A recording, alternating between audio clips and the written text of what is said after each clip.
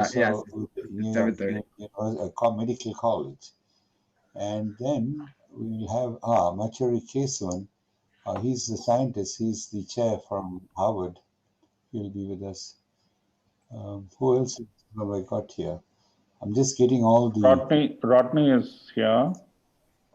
Good day, Reverend Dr. Masaki Matsubra. Yes, he's the from the Japanese, yes, Zen Buddhist tradition. Very nice to meet you. And you're in at the moment in USA or in Japan. Where are you talking from? I will speak from Japan. Japan. All right, very good. And Rodney Clarkin, Professor Rodney Clarkin. Welcome, Professor Rodney Clarkin is from USA, from the Baha'i. He's a emeritus professor at Northern Michigan University. I think was the professor of education. And good day, Case, my dear friend Case has joined us. Case, you can unmute yourself. Okay. Professor Keswan, Machuri Keswan is the Stanley Cobb Professor of Psychiatry and the chair of the academic in Harvard Medical School in Boston.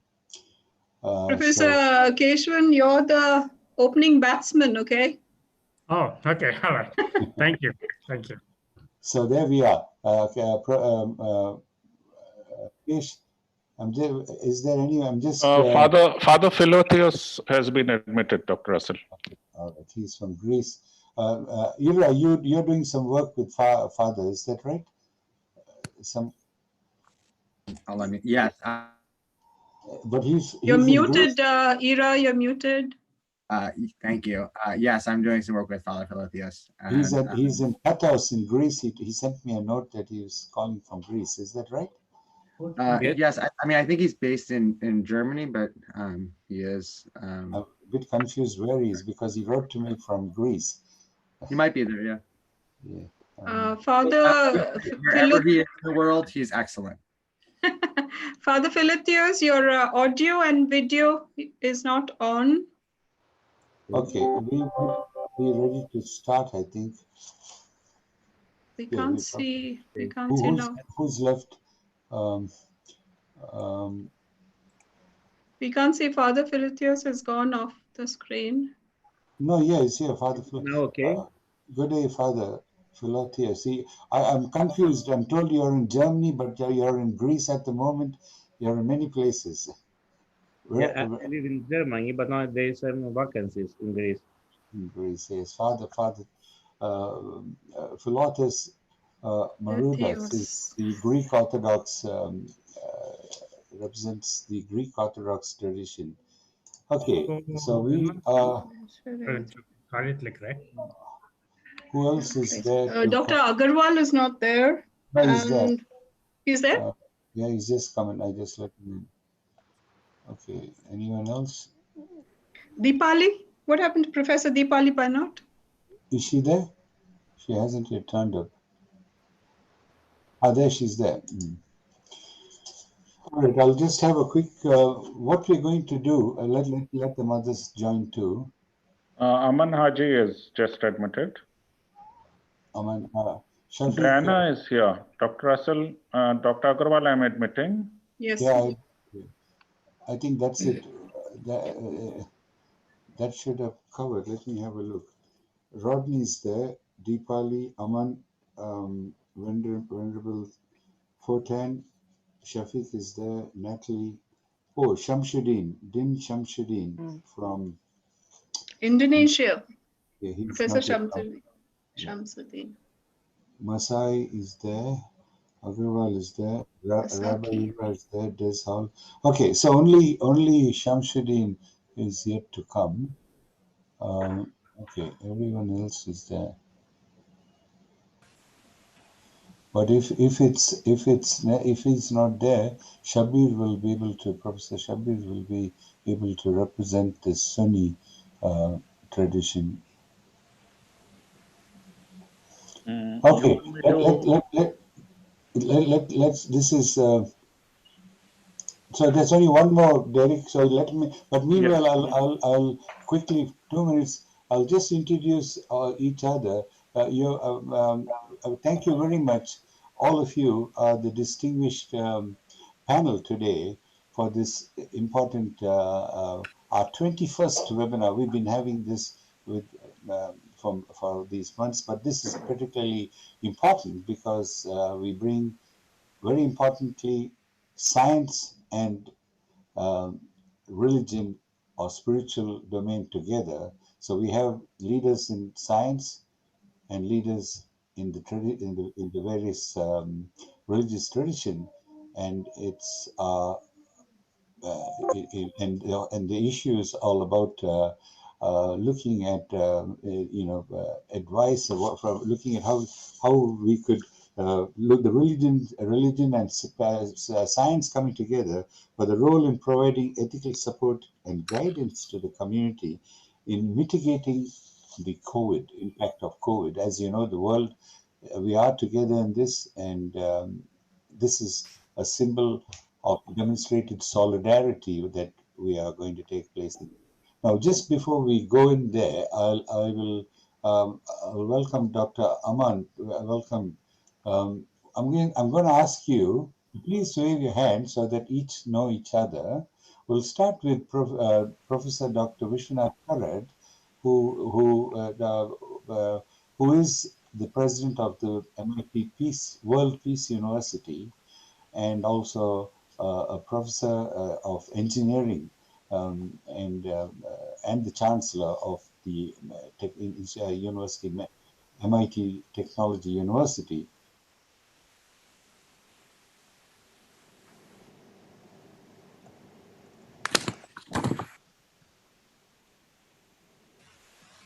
Okay, Derek, I think Dr. Russell's. has gone. Yeah.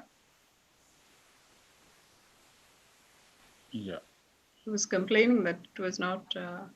No, I think he's there on the other one. The other one. The other one is. Yeah, he's come on the other one. Yeah. Gosh. All right, I'm sorry about that.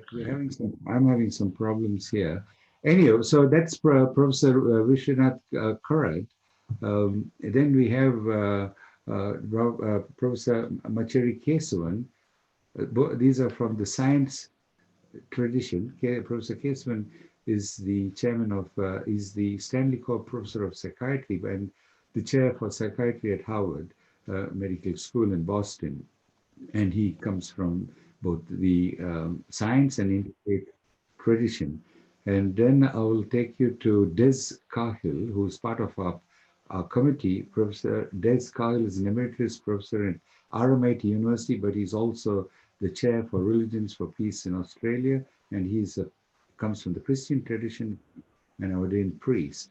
Then we'll have Dr. Professor Rabbi Ira Beto. Can you put up your hand? Wave, just yes. wave. Yeah, just to wave so everyone knows. So Ilza is also part of the UNESCO program, but he's at the New York Medical School, and he's Rabbi who will be we have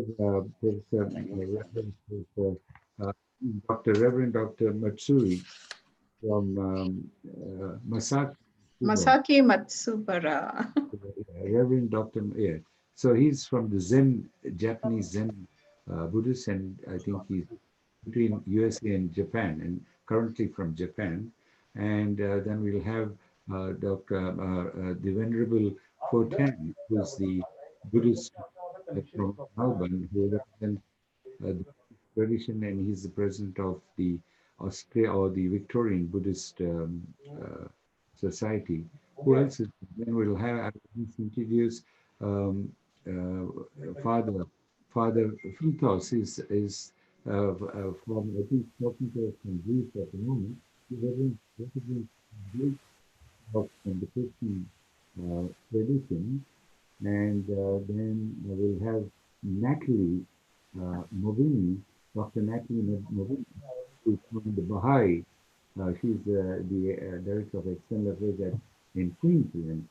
a speaker.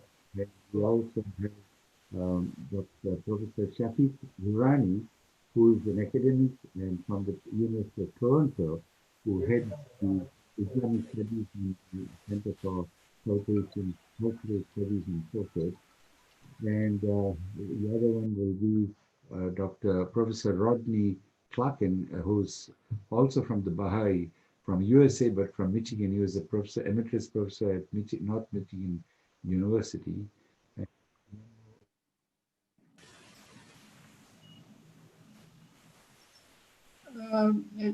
Professor Deepali, did you introduce?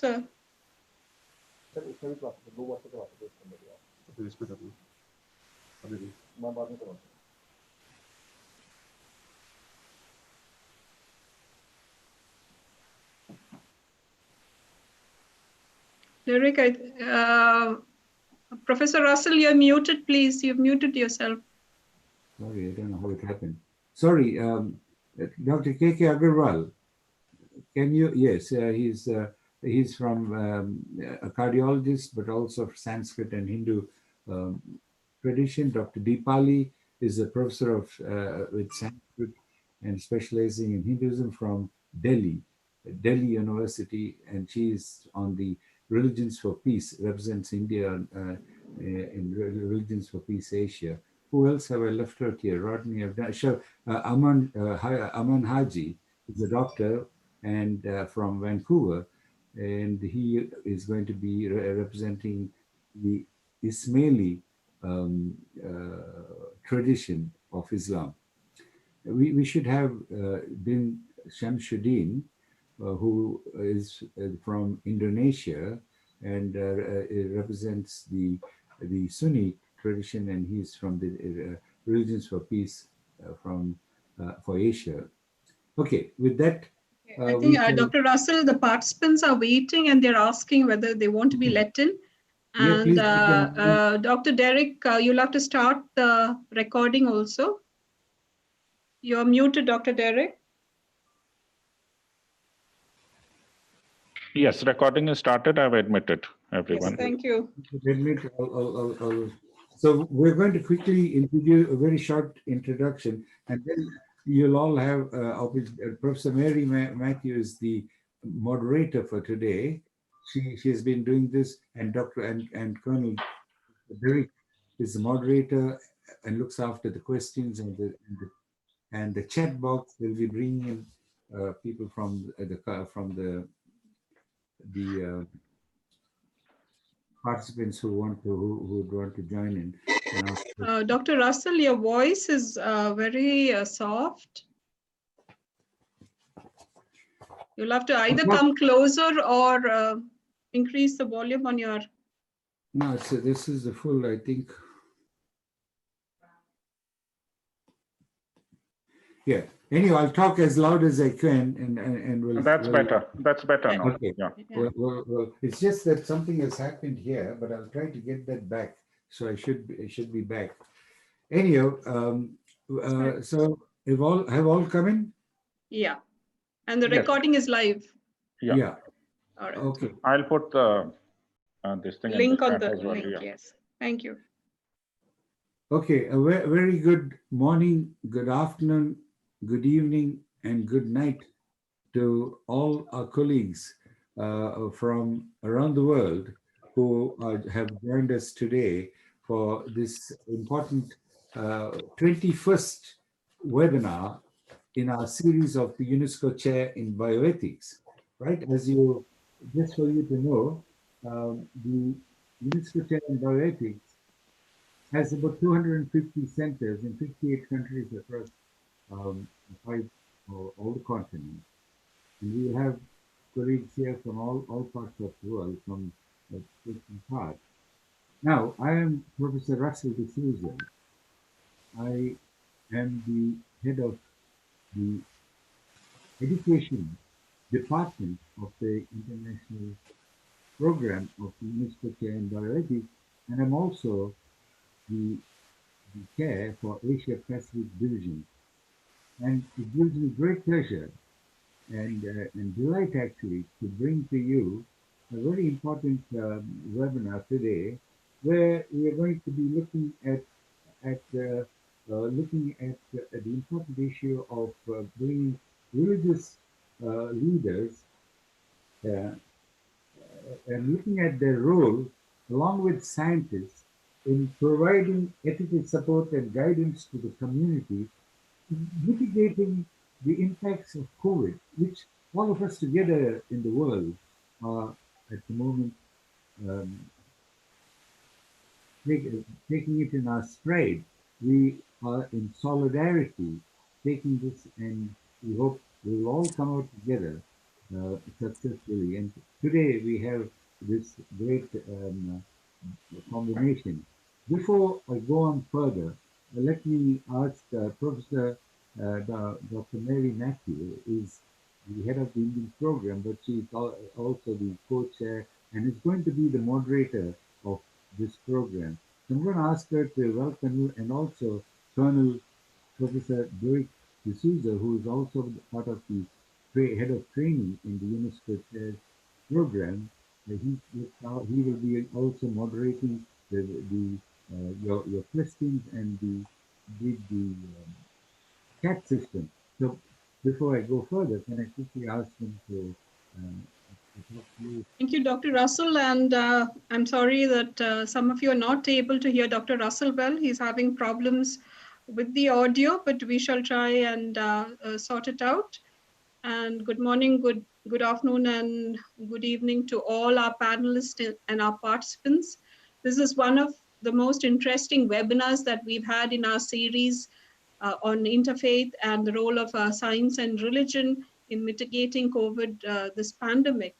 And we have a wide array of speakers here who are distinguished in their own ways. And today we'll hear from, we'll get a very broad perspective regarding religion, the role of religion and the role of science when it comes to COVID-19 pandemic. So as always, please put your questions on the chat box. This is for all the participants. And Dr. Derek D'Souza will give you the house rules and instructions. And please, as far as possible, mute your audio and microphone so that we can save on the bandwidth. Thank you. Thank you, Dr. Mary, and always a pleasure to be here. It's wonderful to see such a distinguished array, and it's truly multi-faith and interfaith, which is what we had desired. I have put the YouTube live link into the chat box, so this can be forwarded to your friends and colleagues, and they just have to click on that link and they'll be connected to this webinar wherever they are. And even later on, you have the privilege of watching this as a recorded version later, because I know certain parts of the world, it's very early in the morning, so you can send it to them later. Other than the panelists whose videos are on, may I request all other participants to kindly keep your videos off as well as your audio muted so that we don't disturb each other. And in case you have something to add to the panelists or request from the panelists, you can put it in the chat box. Our panelists as well as we shall be monitoring the chat box, and we shall forward your questions to the panelists and get your doubts cleared. So with that, I hand you over to Dr. Russell. Dr. Russell, you can take us further, please. Okay, thank you. You'll have to switch off one of the Just mute one of them. Yeah, mute one of your computers.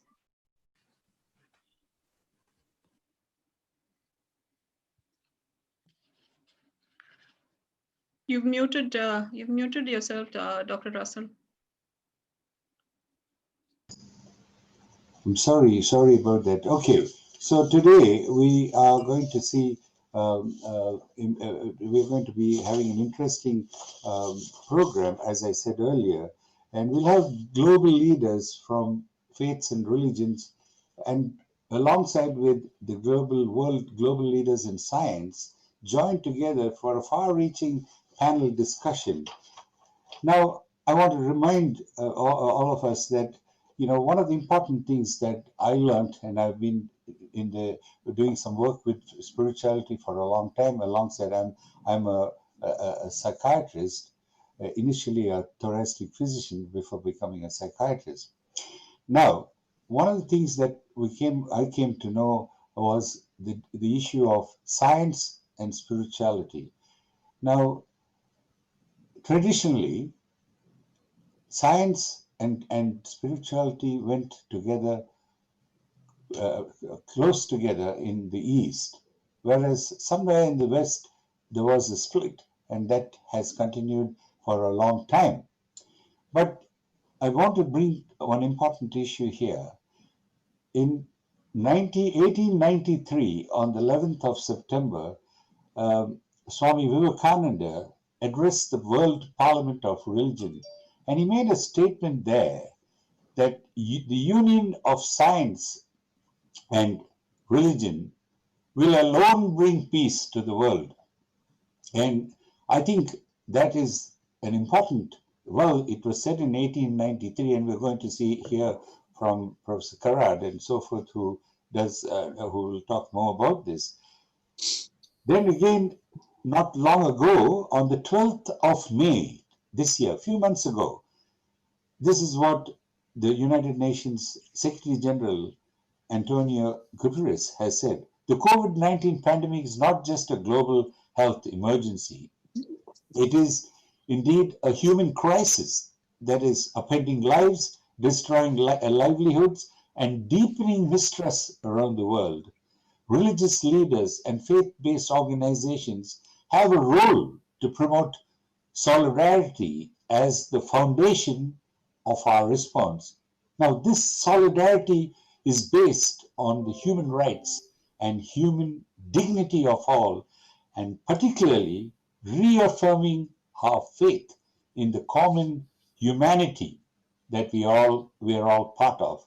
Again, the WHO Director General has also made a statement that faith-based organizations and religious institutions have been in the front line mitigating the impacts of COVID-19 and providing communities with the much needed comfort, guidance, and indeed support, care, and social service for the communities they serve. And so we see this as an important avenue that we've brought all of you together. As you can see, from 5:30 in the morning, we are here at 9:30 in the night. Across this beautiful globe that we all have inherited, and we together are now going through this. And I want to congratulate, thank you all for coming together. Thank the distinguished panel that we brought together. Thank the participants from around the world who are here with us for this, to look at and to listen and to see what we can take back and demonstrate the solidarity as in the humanity that we are all part of.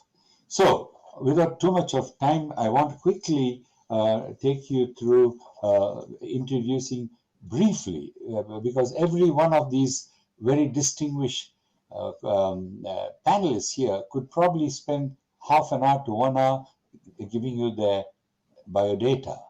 But I want to bring to you quickly, before I'll then hand it to Professor Mary Matthew, who will take you through starting with a message from each of these, from their traditions and from the science that they represent. So let's start with our first, Professor Macheri Kesavan. As I said, is the Stanley Cobb Professor and the Chair and Academic Head of Psychiatry at the Beth Israel Draconis Medical Center, which is at the Harvard Medical School, and he's the editor of Schizophrenia Research, very renowned journal. He joins us from Boston. We have again the very distinguished Professor Dr. Vishwanath Karad, who is the president of the World Peace University. He's also the UNESCO chair in for peace and democracy. But he has a very particularly important. He's a professor in engineering, mechanical engineering, and he's the chancellor of the MIT University. But very importantly, I had the privilege of witnessing the Peace Dome, which is now the biggest in the world. It was conceptualized, designed, planned, and created under the guidance and supervision of Professor Karad, Vishwanath Karad, who is an educationalist and indeed a proponent of peace, and has in fact hosted the World Parliament of Religions there. So that's and he comes from represents science and education in this, and of course interfaith. We then have with us here Professor Emeritus Professor Desmond Cahill, who is from the RMIT University, and he chairs the Religions for Peace Australia. He's an ordained priest and indeed part of our committee. He is also part of the UNESCO Chair's Melbourne unit of the UNESCO Chair in bioethics, and he's taken an active role in bringing this together. Then I want to introduce to you Rabbi Professor Ira Bedzo. Rabbi Professor Bedzo represents Judaism, and he's from the New York Medical College in New York, and heads the bioethics and humanities. The important role is that he's a senior scholar at for the Aspen Center for Social Values, and has published books in Jewish philosophy, Jewish law, and Jewish poetry. So we then go on to Professor Dr. K.K. Agarwal, who is here with us. He is a cardiologist and the president of the Confederation of the Asian Medical Associations of Asia and Oceania, which includes Australia and New Zealand. And he also represents the scholar in the Hindu tradition. So, K.K. Agarwal, and then I'm very delighted to bring to you Reverend Dr. Masaki Matsuba. He represents Zen Buddhism. He's the 16th generation Zen priest in the Rinzai tradition, and following his Zen.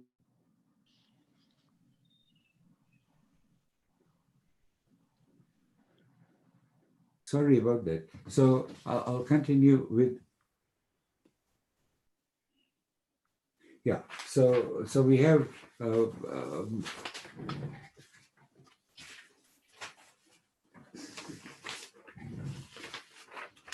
So we have Dr. Masui Matsura, who is the head abbot at the Botsumoji Zen Temple in Shiba in Japan, and of course he goes between Japan and USA, leading the work in seminars and retreats.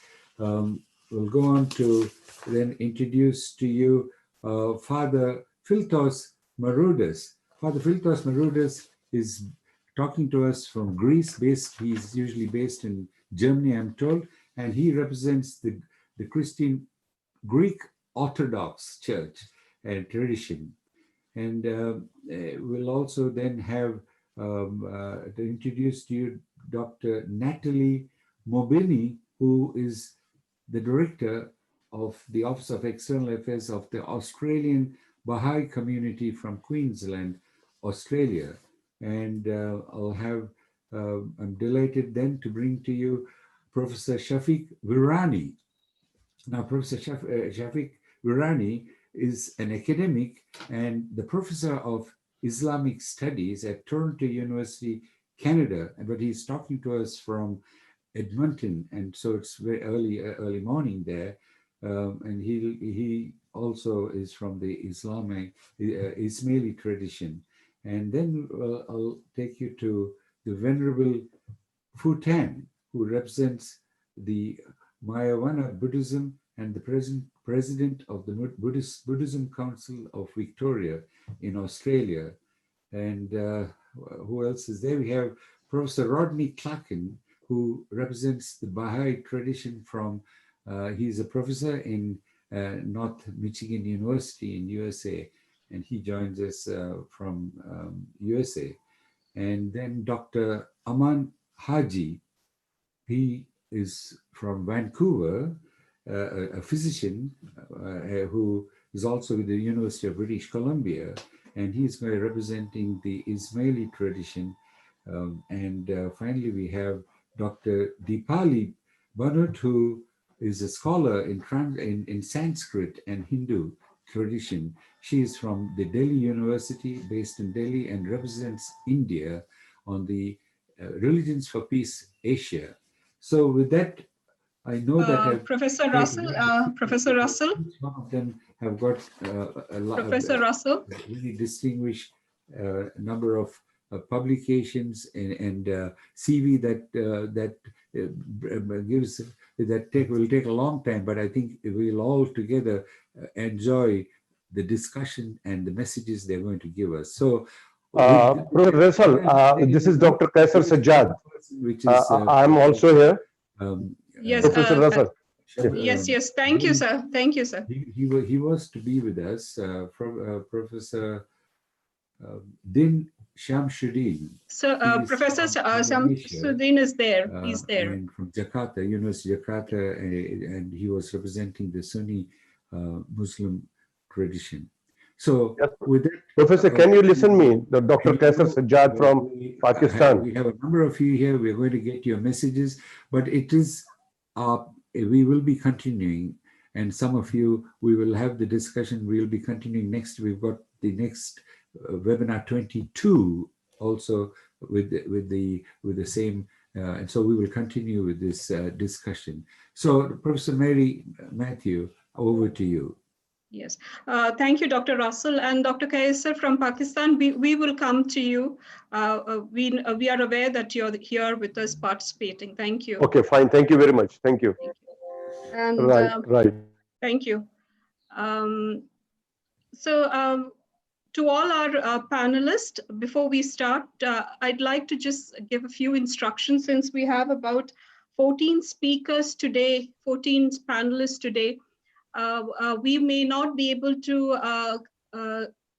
answer questions this time, but what we are going to do is, at least I hope that all our panelists will get a chance to introduce the introduction is done, to say a few words on how I'm using this the phrase that Dr. Russell had used, that is the union between science and religion. Will it alone bring peace to the world? So we'll start with Professor Keshavan from USA. Professor Keshavan. Thank you very much. Good day, everyone. Can you hear me? Yes, Professor. First of all, I'm honored to be part of this illustrious panel and to be asked to speak about the interface between science and spirituality and how they might have lessons for us to cope with the current COVID pandemic, which Russell has really pointed out that is probably the most severe, unprecedented global stress that we are all facing in our generation. And I'm in my main job, I'm a psychiatrist and a neuroscientist, but I have an interest in, not an expertise, but an interest in spirituality, and my familiarity is with the Hindu tradition. So I'm going to say a few things about how we may glean some lessons from Hindu spiritual scriptures, such as the Upanishads and the Bhagavad Gita, which can help us build resilience in this current pandemic for those with the illnesses, their caregivers, as well as those at risk. The ancient Hindu scriptures speak about three paths towards a better understanding of ourselves and a choice as to what is the right sort of action. In this sense, I would say there is a parallel between science and spirituality, because the way I think about Hindu spiritual traditions, they are actually a science. What we learn from the Vedas and the Upanishads and the Bhagavad Gita is basically a science of the self. So that is where the first path is what is called the path of knowledge, also called Jnana Yoga, which is cognate with Jnana or cognition. The path is to understand, to have an accurate awareness of the nature of one's self. And this will help us to reframe our thinking from an individual ego towards a universal ego, to move from an I mode of thinking to a we mode of thinking, which is very much needed for collectively mitigating the spread of the pandemic. So just to point this out a little bit further, it is the we mode and not the I mode that would have to make us not only wear the mask in order to protect ourselves, but protect others as well. So if we only focus on the I, like a number of leaders in the Western countries have done, from the country where I come from, for example, here, that can lead to disastrous consequences in the pandemic, which we are witnessing. The second path of action is what is called karma yoga in the Upanishads and the Gita. It is about the art of selfless action. Being truly aware of the nature of self will help us to move towards selfless action, which is critically important for all of us, caregivers, frontline workers. We need a framework, we need a moral, ethical framework to continue efforts in the face of these uncertain consequences. When it is a doctor trying to help a patient with COVID in a ward, he is putting himself or herself at risk and his family.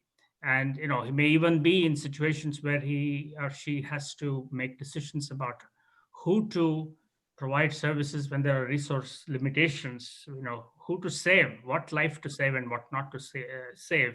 And that requires a moral compass, which is provided by the spiritual traditions, such as the Hindu traditions. Finally, the traditions, when I say this, Hindu and Buddhist traditions, this applies to all major traditions that are represented in this webinar here. They all provide us with a path to accomplish these goals. And meditation, reflective mindfulness is an important tool that spiritual traditions provide, which lead to a union between the mind and the body, which is why yoga is the broader principle that is used. And yoga means union or yuj. And that is critically helpful in this current context. And such meditation may improve resilience to the illness and its severe consequences. And just to point this a little bit further, because this is a science-oriented webinar, I would say that this sort of a tool and the healthy living that are promoted by the spiritual traditions like yoga are important to build resilience, not only from the psychological, emotional perspective, but also perhaps to reduce the likelihood of the immune responses that these illnesses produce, and potentially even be preventive.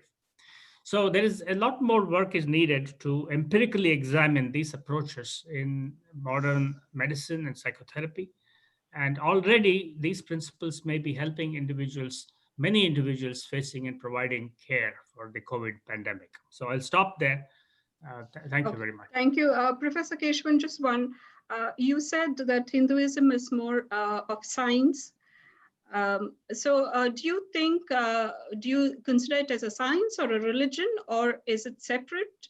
When we talk about COVID-19 pandemic, are we talking about a union of science and religion, or are we saying that it is scientific, totally scientific? Well, when you say ourselves, what is science? Science is basically any approach to thinking that is based on evidence and testing. And when I say the science and spirituality do not have a rigid boundary in the traditions like Hindu spirituality, I meant that the ancient rishis never really accepted anything at face value. They always questioned. Tested it. And the one key distinction is that while in modern science we always look for objective evidence of reality, the Hindu rishis looked subjectively. They got their answers through introspection, which is also an equally important tool of science. Okay, so we'll discuss this further once I finish the whole round of panelists, and probably we'll continue it next week too, because we are continuing this seminar. Thank you, Dr. Keshavan. With that, I'd like to go to Dr. Karad, Professor Karad. Professor Karad, yes. Thank you for joining our webinar. And you are the president of MIT World Peace University. You're not only, you represent the Peace University, but you're also an engineer. Professor, we cannot see you on the screen. Yes. Yes, thank you very much for joining us.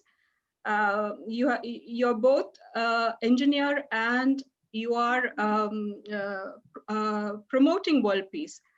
What do you see the role of, how do you see the role of both of these, you as an engineer as well as engineering and peace in COVID-19 pandemic? Thank you so much, Madam. I was asked in the morning by D'Souza that I should really speak initially about the message, what I would like to convey. Okay. But basically, as you have asked the question, and especially Mr. Keshavan, who spoke about the very philosophy of what India stands for, what Upanishad stands for, what Vedic text stands for. I think I am very grateful to him for the very wonderful words of wisdom which he spoke. Hinduism, in that sense, is not a religion in that sense. It solely depends on the Vedic text, the words of wisdom spoken 10,000 years back. Let me very frankly say, before I make some comments about the very unique predictions made by Swami Vivekananda on 11 September 1893, when he was addressing the first World Parliament of Religion, Chicago. And this is known to everybody now. He made a statement that time, a prophecy. And he told the world to remember that union of science and religion oblique spirituality. It is not only religion alone. Okay. Religion oblique spirituality alone will help to bring harmony and peace to mankind. Yes. First is the harmony and peace to mankind. What is the pathway which has been shown? And he gives a very wonderful narration of the very wonderful words spoken by the Vedic text, ancient Vedic text. We do not know the time period. But let me honestly tell you that before I make some comments about this, that these very words, of the words of wisdom, I'm saying, data collection, information, and the knowledge is first aspect. But beyond knowledge, there's the wisdom part of it. Yes. And which has been very clearly enunciated, stated by the greatest saints and sages of the whole world. If I may say that because I have been trying to do some work in the field of promotion of peace, this is what we are discussing is about the science and spirituality, or science and religion of spirituality. Basically, this journey is something like from Sant Jnaneshwara, philosopher Sant Jnaneshwara, to Albert Einstein. It's a very long journey in time and space. If I make a statement of a philosopher saint of India, Sant Jnaneshwara, who gave the universal secrets or the universal principles 720 years back. I'm telling you because very learned scholars and thinkers, philosophers are sitting in this webinar. They're very learned people. They're the men of science, men of spirituality, men of religion. I would like to make an appeal to them. Please remember what I'm trying to make a statement. It's not think of mine. But 720 years back, this boy of 16 years of age, 720 years back makes a statement that the entire universe is a manifestation of pure intelligence and consciousness. These are the words. What he's saying? The entire universe. He is giving the very nature of the mother universe. Yes. The entire universe. And So he makes a statement. He makes a statement that the universe is intelligent, it is conscious, and it has the capacity to really understand each and everything. Now, this web technology, what we are doing now, I think many of my friends are sitting in different countries of the whole world. He has made this statement that time. There is no Google, there is no web technology, there is no Facebook, there is no communication systems. But that time, this boy is making a statement to know and understand the very nature of the universe. Yes, and correct. he says it's real and conscious. Yes. I'm using those two words. They're not my words, but let me tell you, friends, I feel very fortunate that I could understand this because I belong to engineering. Yes. I belong to science. Yes. I do understand what Einstein says. Yes. Whether he is giving an equation like E equal to mc square, or the Dhaneshwara gives an equation like about the universal technique, the universal mechanism. How is the human life? Professor, should Now, we separate science and religion is my question. Madam, basically we have what to understand what religion stands for. Yes. Religion is nothing but to perform my own duty. Yes. Duty toward the mother, the father, the family, the society, the nation, and the whole world. Okay. Vasudhaiva Kutumbakam is the word. Okay. Basically, religion is also a duty.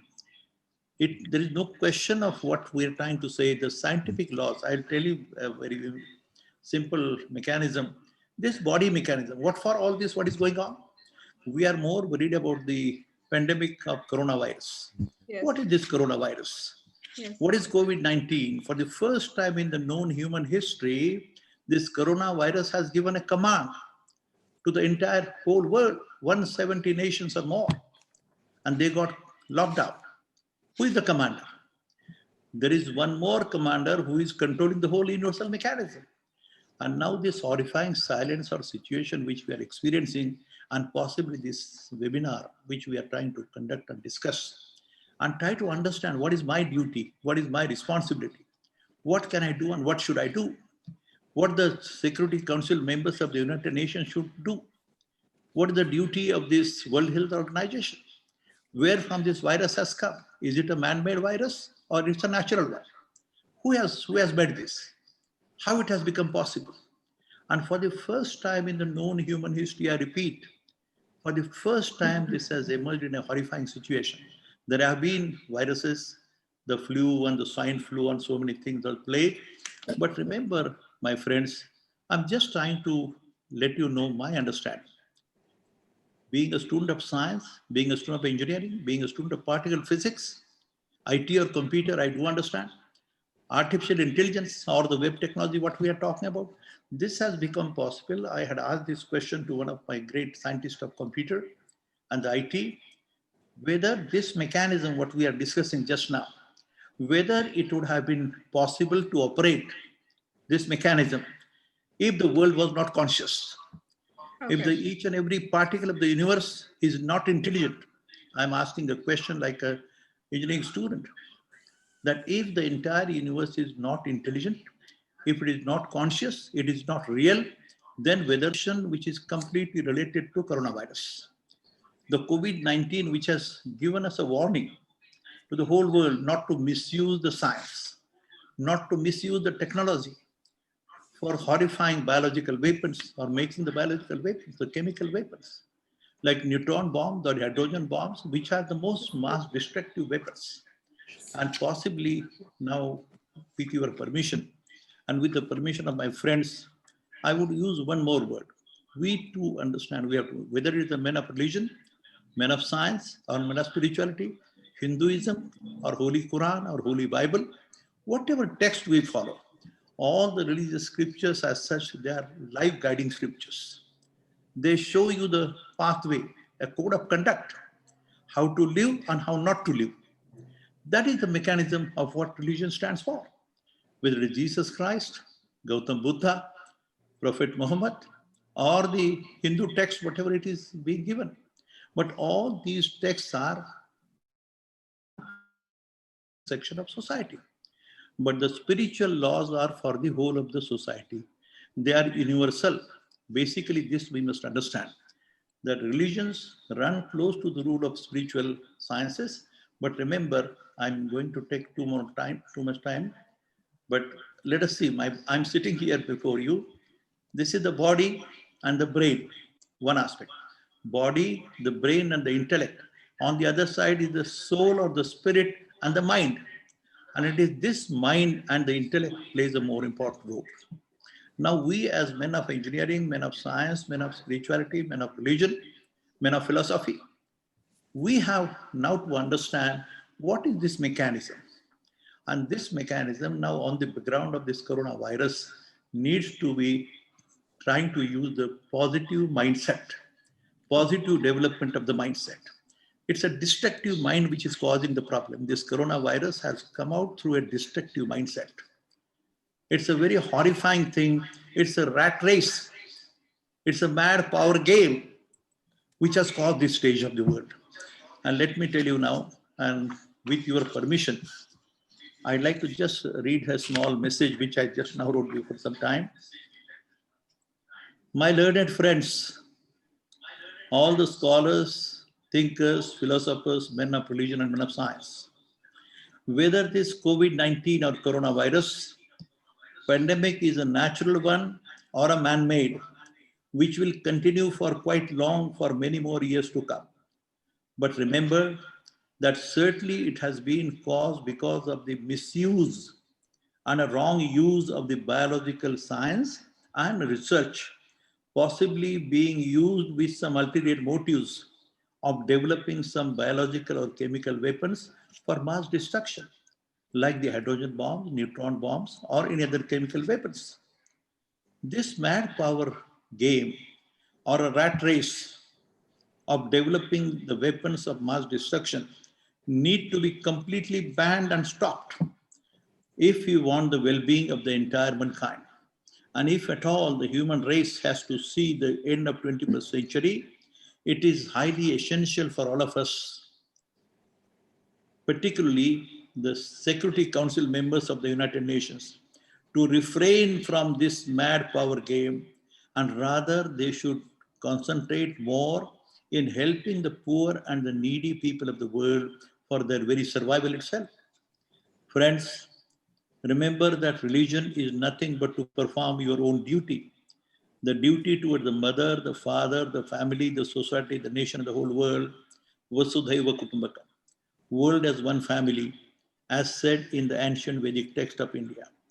And remember, there is one word in Vedic text, Ekam Sat Vipra Bahuda Vadanti. The truth, the ultimate reality is one and only one. The concept of God, whether you call Ram or Rahim or Jesus or Buddha or any other name, the names may be different, but the truth is only one. Friends, we have to understand now and realize the universal secrets and the universal principles of the entire universe, which is nothing but to appropriately understand the scientific laws, as I said to you, scientific laws of the body and the brain and the intellect, and the spiritual laws applicable to the soul, the spirit, and the mind, and try to understand that the scientific laws and spiritual laws put together make the universal laws, the universal principles, which are eternal and universal. As such, also remember that religion is certainly personal, which is closer to the spirituality, but the spirituality which is closer to the rule of Mother Nature and certainly closer to the universal laws. It is high time, friends, that all the learned men like you and me, working in the field of education, research, innovation, religion, spirituality, and science, they should realize their hope, the very purpose of their own life, which is their religion itself, the duty to work for the well-being of the entire human race, going beyond any caste, creed, religion, and boundaries of nations, and work for the well-being of the entire humanity. We should also note that the highest chaos, confusion, bloodshed, massacre, and has taken place because of the misunderstanding of the concept of religion itself. And hence, it is quite essential and imperative that we should always have an interfaith and interreligious dialogue so as to minimize this chaos. Yes. Friends, also remember that all the religious scriptures like Holy Bhagavad Gita, the Holy Quran of Hinduism, Islam, Bible, Guru Granth Sahib of Sikhism, Christianity, they are nothing but the life guiding scriptures. Friends, remember, as I said before, and as the Dr. Albert Einstein and Roger Penrose has said very recently in the 20th century, and also the Dr. Schrodinger, which emphasizes that now it is high time for you and me, that we should start the schools of consciousness. I repeat, it's high time for all of us to start the school of consciousness, the reality, the ultimate truth, which will help the human race in the long run to come. This is my personal feeling, personal understanding. Friends, I think this webinar, which has been held on the behalf of the UNESCO Chair for Bioethics, is a very timely one. But I do not know whether we will try to learn a lesson from all this. This is very horrifying. It's a horrifying silence. There's a tremendous fear of death. I'm using that word, which I should not use. But there is a tremendous fear all over the world. Never in the human history such a situation has come. Yes. We may not be expressing it very openly, but friends, remember, let us hope that this COVID-19 pandemic will soon possibly vanish. And for this virus, we will have some God particle, some some other virus, which is called as a God, the Almighty. Thank you. We may call everything. That may be the solution possibly. Yeah. And that may be the duty of what religion stands for. Yeah. And that will be the finally interfaith, interreligious dialogue, and understanding the role of science and spiritual component will possibly help in the long run. Thank you. Professor Karat, spoken like a true scientist also about God. I'm basically an to engineer. my mind, there is no difference at all between Yes. science and spirituality. Yes, just Both to are make similar. just to make a point that there is knowledge, and how you use your knowledge is wisdom. So information and data is different. Knowledge has a limitation. Yes. Beyond knowledge, there is a wisdom. Yes. And to all the panelists and to the participants also, the difference between religion and the difference between spirituality. So that's very, Professor Karat, thank you very much. I have to move on to the next panelist. I'll go to Professor Desmond Cahill. Professor Desmond Cahill. Yeah. Thank you, Professor Mary, and congratulations on organizing this. I want to speak from both an interfaith and a Catholic Christian perspectives, and begin by saying how the different religions have come together through Religions for Peace International, which is the world's largest interfaith organization. And in recent advice they have given is firstly the need for religious communities, because religion has immense power in the world and an immense moral power. And we know from the social scientists, of which I am one, that despite the negativities of religion, religion contributes to the social capital and social wealth of a nation. And that certainly in the West, the rapprochement between science and the Christian West has been developing, whereas there obviously was a gap between the two for far too long. Now, the guidance that's coming from that body is firstly the need for religious communities to adapt how their communities gather together, pray and practice their religious rituals.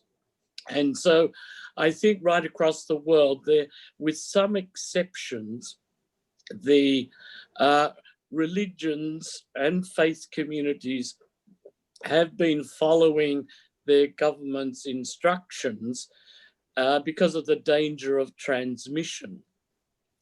And we're now seeing the use of technologies to adapt the religious practices through live streaming of religious worship services and in all sorts of other ways. And it's been quite interesting to see that adaptation and to see virtual group interactive prayer meetings and also adaptation of burial practices. I've now been to 3 live stream funerals since March, and that's been an interesting process. The second guidance is religious leaders must address misinformation and rumors by combating inadequate knowledge of the disease and the various myths, and to resist stigmatization of certain groups, which we are seeing. And their job as religious leaders is to give hope and support. Yes.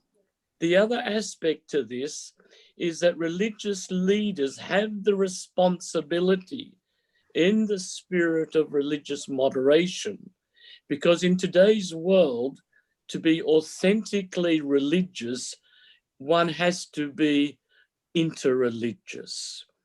And so leaders have the responsibility to reject false ideas, such as that the pandemic is God's punishment or judgment on the wicked world. And secondly, ideas such as, because I'm a good Christian or a good Muslim, God will not allow the virus to attack me. Now, that is a false religious idea, and we must resist it. And thirdly, religious communities are called to identify and help people at risk. Now, there is an ethical issue here that some have raised, particularly in right-wing Christian circles in the US, that the state's directions to religious communities to cease having them in worship together as a community. Some have said this is an infringement of the right to religious freedom. Now, the right to religious freedom is not an absolute right. Right, yes. It is a relative right. And so on occasions, the state has the right to intervene, to stop bad religion and bad religious practices. So I think that's very important. The third thing is about religious communities are called to identify and help people at risk through identifying all the different groups that are at risk, and there's many aspects to that. I'd like to finish off, because I don't want to go on too long, is to look at the Catholic Christian perspective. And I think I'll take the cues from Pope Francis, who since March has given 9 very specific addresses on the pandemic, as well as constantly referring it in his other statements and speeches. He says very precisely that COVID-19 is not God's judgment on the world, but it's a call to live differently and more simply with prayer and quiet service in this pandemic storm. And it's made us all realize, as he says, that we are all on the same boat, all of us fragile and disoriented. And our vulnerability during this time has uncovered our false uncertainties. And so it's the time to decide to live differently, to live better, to love more, and to care more. And I think the alliance between religion and science can look at the core religious values of love, care, hope, and connectedness in community. And to emphasize particularly the notion of Christian hope, because no one can live without hope. And the major component of Christian hope is embracing the unknown and the unknowable. And because in the present, there are new seeds of a new future and new beginnings. And therefore, the divine's ability to draw good out of evil, out of bad, out of negative situations. So the religious communities are facing this.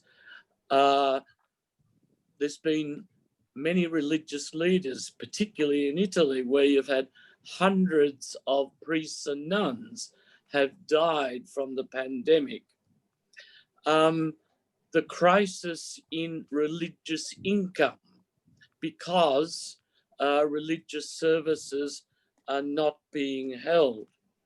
And increasingly the pressure as the economic aftermath works its way across the world, the pressure on religious welfare services in helping the vulnerable. And here in Australia, this issue about income loss, the government has now allowed religious ministers and priests and imams to draw on the job maker subsidy that is being given to workers across Australia whose work has been has ceased or been reduced because of COVID-19. So the Pope also praises the caregivers and frontline workers, remembering that God is always with us. And so I think that science, when it hopefully finally gets a workable vaccine, that religion and faith communities with their religious leaders will be very positive about that good that is being drawn out of this pandemic. So with that, there's much I could say. That's probably enough for the moment, Professor Thank Mary. you. Thank you, Professor Des. It's interesting, and we have been saying this through all our webinars.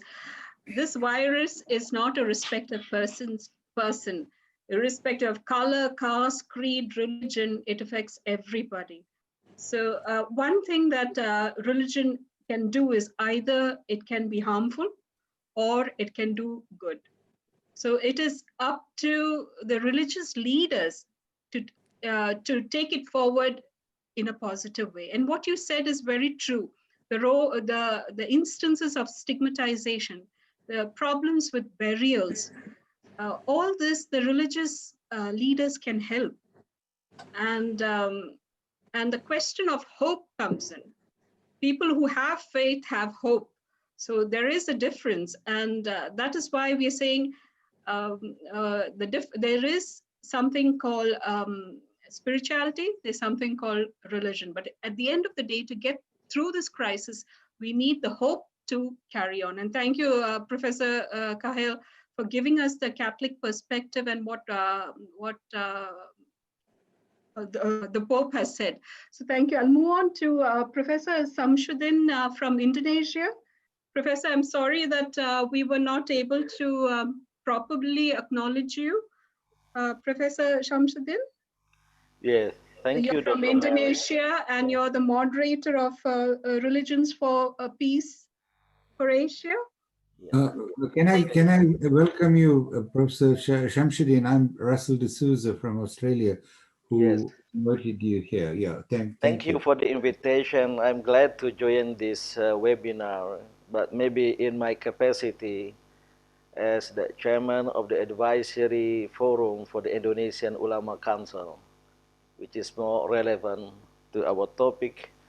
And I would like to share my perspective from the Islamic religion of Islam. The pandemic COVID-19 has added to the Muslim and their belief in two things. Number one, that there is no contradiction between religion and sciences, especially health sciences and also medical sciences.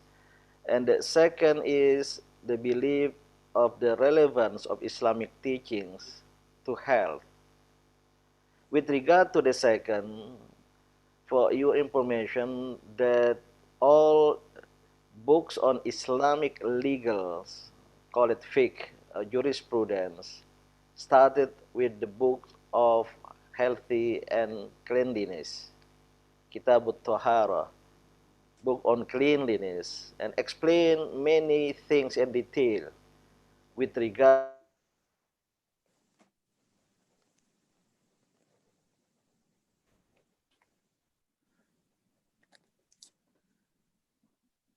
pandemic COVID-19 as a blessing in disguise to fulfill totally the Islamic teachings. And therefore, the Indonesian Ulama Council has issued 9 fatwas, Islamic legal opinion from the perspective of Islamic laws with regard to the way of the Muslims behave to protect themselves based on the very ultimate purpose of Islamic Sharia, Islamic legal. Among the 5 ultimate purposes, one of the most important is protecting the self, hifzun nafs, not to do harm to yourself and also to others. And therefore, although congregation, especially during Friday prayer, for example, which is one of the most important congregation in for the Muslims, which is obligatory. But because of the situation, we issued fatwa due to the need for physical distancing that prayer can be done in houses. To move the masjid into our houses, to engage in collective prayer with our family. So this is indeed blessing in disguise. And also, in Islam, the teachings of cleanliness is very much emphasized. Before prayer, we take ablution, call it wudu.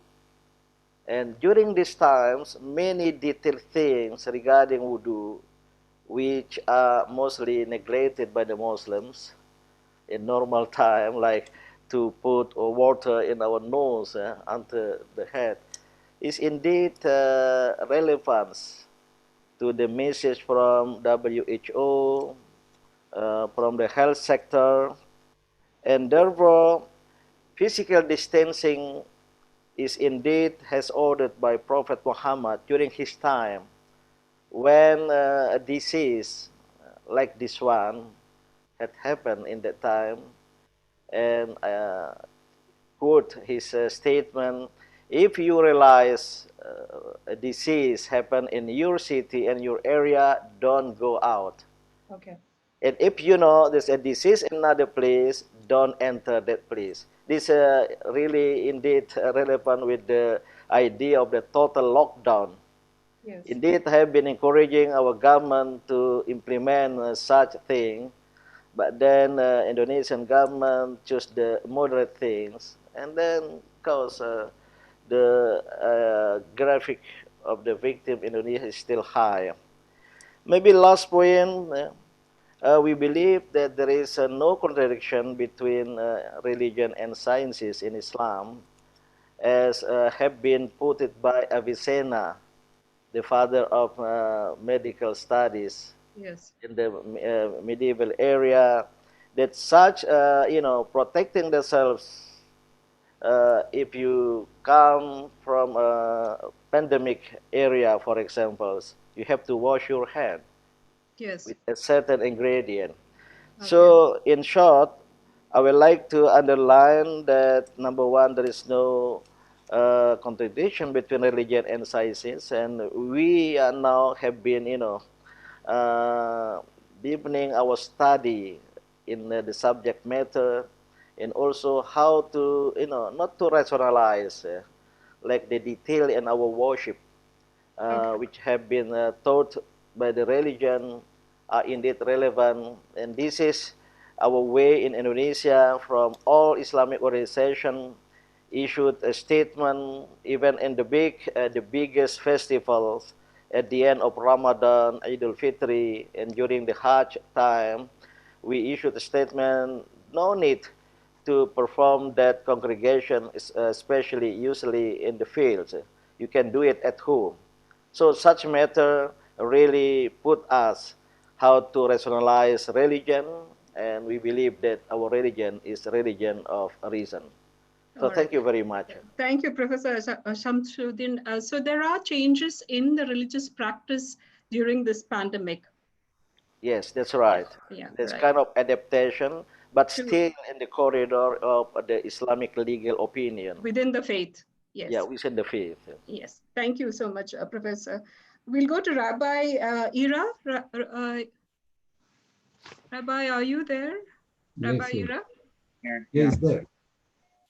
So I thank you. I want to start by saying that all of the presenters so far have been quite thoughtful, and truth is, I will almost be reiterating what many, if not everyone else has said, but I will give my own thoughts on it, knowing that it's in line with all of the other presenters. So the original question is, and I'll put it in my own words, and if it's incorrect, please correct me. Can a rapprochement between science and religion bring peace to the world? And how would that affect, especially today with the COVID-19 pandemic? So first, I think it's a bit of a loaded question because both science and religion really speak to different things. And I think the terminology is more with regards to conflict between scientism and religion or spirituality. If you think about it. Professor, can you tell us what you mean by scientism? Yeah, of course. So science really is an empirical observation and a method to look at what one observes in the world and come up with a coherent theory of cause and effect. It's quite skeptical, it's quite reductionist in order to come up with a recognition of natural facts and theories of either physical theories, chemical theories, biological theories on how natural facts come together in a coherent understanding. I'm not going to get into the. Just for the clarity for our participants. Yeah. I'm not going to get into the social sciences. Scientism really says we should take that idea of the scientific method of being extremely reductionist, extremely empirical, and we should apply it as a worldview or a philosophy.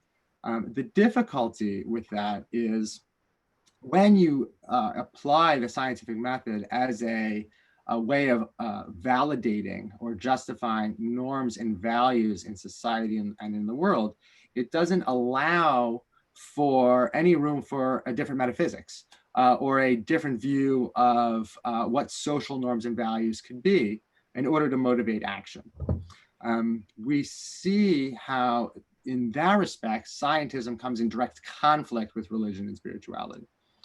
Moreover, scientism itself tries to take norms and values in an area where it's not applicable. For example, when you're looking at data and you're trying to interpret a state of affairs, it's very then difficult to say, well, then science demands that one acts on that state of affairs given a set of values. And you see this with the pandemic over and over again. For example, you can quote all the scientific studies that you want, but scientific studies are not going to motivate people to take public health measures or act clinically in a certain way unless there are implicit, implied values that will motivate people to act on that data, right? So really, religion and science has no conflict, because in order to act properly, given the values and metaphysics and beliefs and goals that a religion has, it has to have a clear understanding what the facts on the ground are.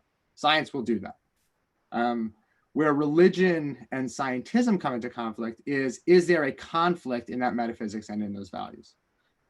Moreover, with regards to science and religion creating peace in the world, I think it's very important that religious leaders all over the world recognize the value of science and empirical data, but also recognize the importance of those values in their religion that promote peace as opposed to distinction or conflict.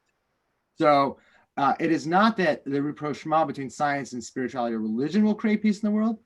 Religion, religious leaders, and religious people will create peace in the world by acting on those values that promote it. All right. Okay. Okay. Thank you, Professor Ira. Thank you very much. I will move to Professor Agarwal. Professor Agarwal from India. Yes, I'm there. Professor, you're also a cardiologist. You're a medical person. So you'll be talking, and you do have a lot of interpretation of through this COVID-19 pandemic through the Vedas, if I'm not wrong, right? I will thank you, Mary, and thank you, Dr. Russell, for inviting me here. I'm going to talk about 5 different aspects. This is one subject where you can talk for the whole day. But being in the interest of the time, I have to speak out some basic points. The first point is that Vedic literature is the most ancient literature from where both science and religion originated. As you say that the human body came out of nothing, the human body came out of the consciousness or the intelligence. Similarly, both science and religion are originally originated from the unmanifest, and that unmanifest is the intelligence, and that's what most of the Mahavakyas in our Upanishads talks about. So therefore, this science of Vedic sciences is much before both religion and science came. Are they of value to human being? The answer is yes. Remember, as a modern medicine doctor, no medicine will work in my body without finding a receptor. No virus will act in my body without finding a receptor. So therefore, this coronavirus also requires, coronavirus is a key. It has to go to the body, find a receptor where it can unlock, enter, and damage. So no virus and no medicine can work in my body without a receptor. That means if there are locks in my body, the God never created locks in my body for a pharmaceutical company or a virus to come and open it. The very fact there is a lock in my body has the capacity to produce that key. And that information lies in my intelligence, and that is in an extreme degree of parasympathetic state of mind. Therefore, God is an extreme degree of parasympathetic state of mind, a type of a picture where I'm connected, where the macrocosm and the macrocosm are connected with each other without any disturbance. So therefore, my soul, my consciousness, my intelligence is the largest pharmaceutical armamentarium in the world. This knowledge was created by introspection called Shruti and by interpretation, arguments and discussions, and that is Smriti. Vedic knowledge is divided into 2 parts. The first knowledge is given is do it, don't ask questions. That is called Karma Kand. That means you just do it, don't ask questions. These were the 2 parts of the first 2 parts of Vedas, is basically Karma Kand and Brahmins. Third part comes is introspect. learning. That is called Aranyakas part of the Upanishads. And the finally comes is de-learning. When you learn, you have a lot of doubts, and that de-learning is Upanishad. Therefore, Vedic knowledge, Vedas are de-learning and not learning. That's what wisdom is. The difference between intelligence is knowledge is acquiring data, intelligence is how it is used, and wisdom becomes is when you know when not to use it. That is, when you know the word de-learning, it becomes a wisdom. Vedic knowledge in India was passed on because there was no computer, no language, either in the form of a role play or in the form of a Geet. Geet is a song, and that's what today every movie has a song and a role play. That used to be the traditional method. Bhagavad Gita is nothing but a Bhagavad Gita, a dialogue, a recitation, a message communicated in the form of songs with that. Third thing which I want to talk about Vedic literature is, and that comes from Katho Upanishad, where there was a dialogue between a 9-year-old child with Yam. Yam is supposed to be the god of death. And when during the second question, he said about fire. He talked about fire, and that is called as Nachiketa's fire. I will come back to this fire again, but he said, whenever you do any action, ask yourself 3 questions.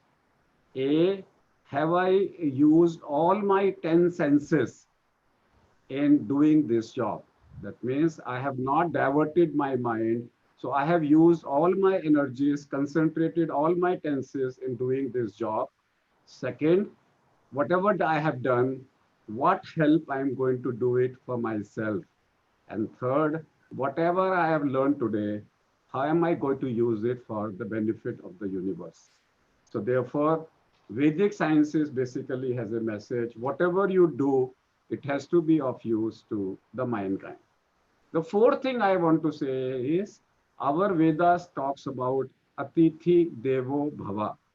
Devo means God, Bhava means like, and Atithi means anybody as a guest. So any guest who comes to your house, he treat him like a god. And there is a tradition written in our traditional Vedic literature. So whenever a guest comes, first of all, wash his feet, wash his hand, make him gargle, then do namaste from a distance, give him something to eat, give him a itra so that he can, itra is something to smell, and then you do a namaste, then make him sit in a high pedestal. Now see, a person coming as a foreign body can be a carrier of corona, wash his foot, so corona is out from the shoes, make him wash his hand, so this is soap and water or with sanitizer. Then you ask him to wash his mouth with the povidone iodine solution you give him so that all the viruses present in the mouth are killed. Then you give him something to eat to check for is there any loss of smell and loss of taste or not. So when you give something to eat, which is a sweet, so you say sweet taste is intact. Then you give him some smell. You put some smell over it. If he can feel, there is no smell. Namaste, physical distancing. Make him sit on a high pedestal, no face-to-face meeting.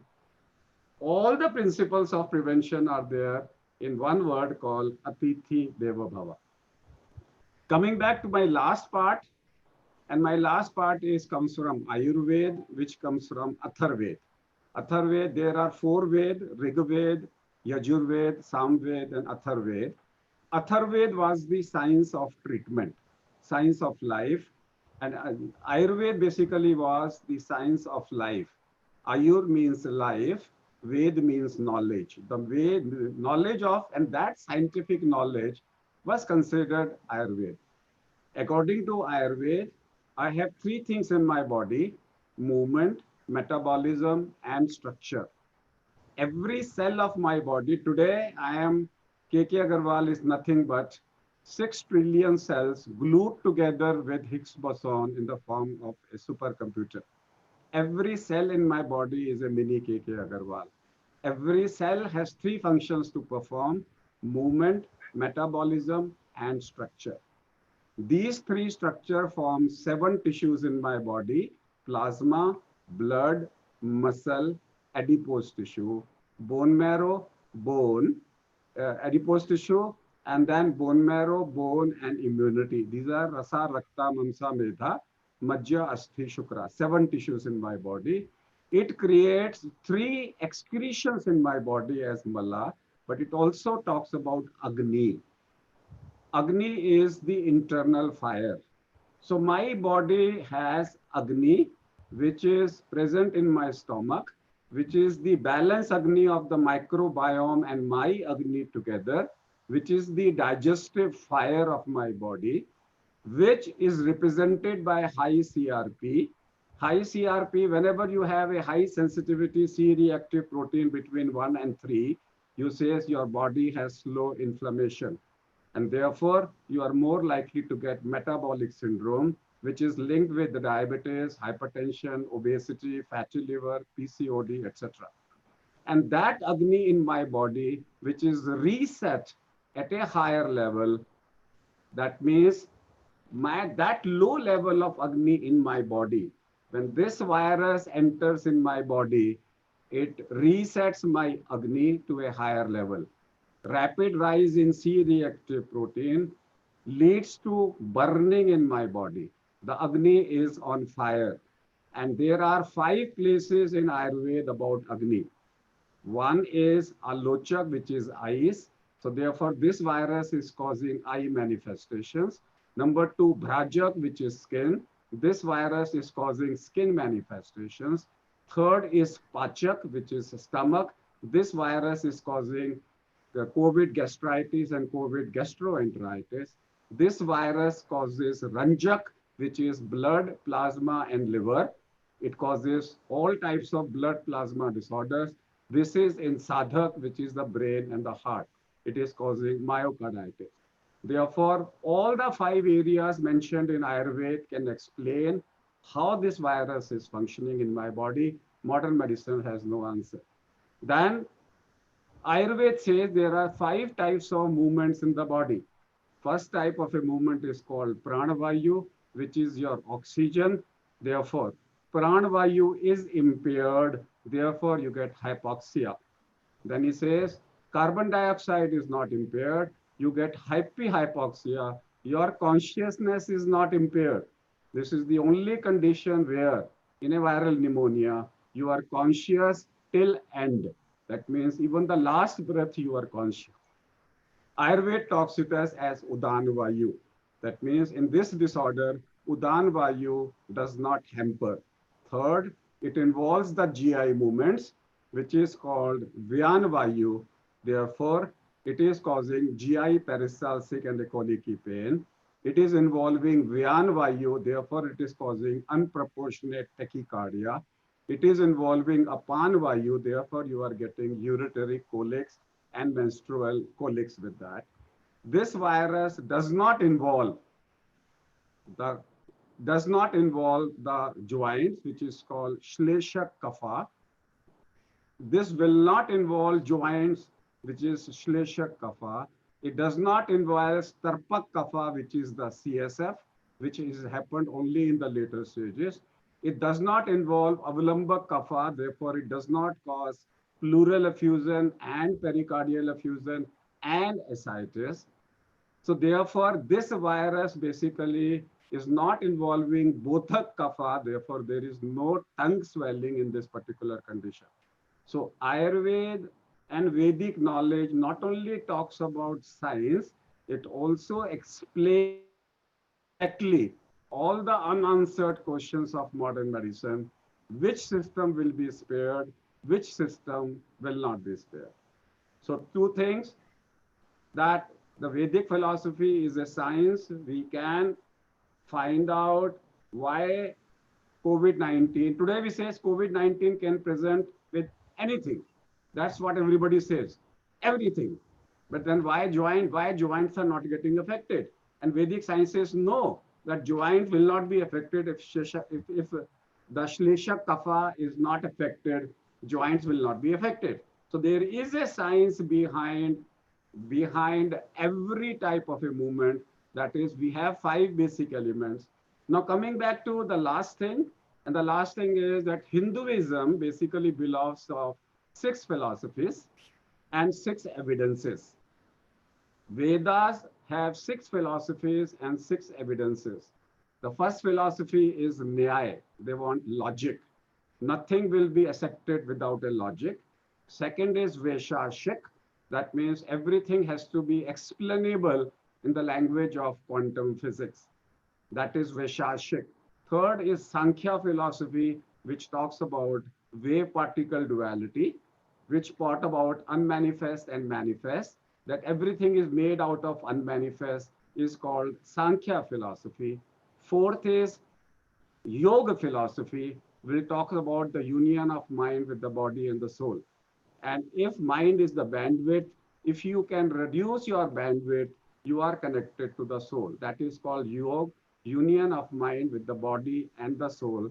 And union of in between, unless the mind is tamed, you cannot shift from sympathetic to parasympathetic mode. So yoga is a science which allows you to shift from sympathetic to parasympathetic mode.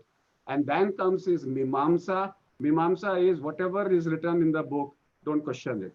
Bible, whether you have Granth, whether you have Quran, don't question that. That's Mimamsa philosophy. And then comes this Vedantic philosophy, which talks about 2 things, Dvait and Advait, dualism and non-dualism, means God is different than me or I am a part of the God. These are 2 different types of philosophies. Vedanta basically talks about is Aham Brahmasmi and Tattvamasi, God is in me. And the last thing is there are 6 evidences in Vedism. The first evidence is Pratyaksh. If I have seen a virus, then only I will believe. If I have not seen a virus, I cannot. So today, all the RT-PCR tests, I cannot see the virus. Therefore, I will say I have no evidence whether this virus is alive or not. Second is Anuman. Anuman is postulation. That's what we do, blind study, double blind study, single blind study. These are called Anuman. Upaman, analogy. You say that in this virus, I have checked the antigen, I have checked the targeted antigen. Therefore, this antigen should be the antigen of the virus, that is analogy. Next is Arthapati, which means circumstantial evidence. That this is the circumstantial evidence that the mortality of COVID-19 is different in various countries. So therefore, that's what you say, Arthapati. Then Anuplabdhi means negation. That not this, not this, not this, therefore this. That's the evidence. And last is Shabda, which is observation. That means today, everything here is an observation. Whenever there is a novel virus, evidences are created out of observations. Observations are converted into different types of a philosophy.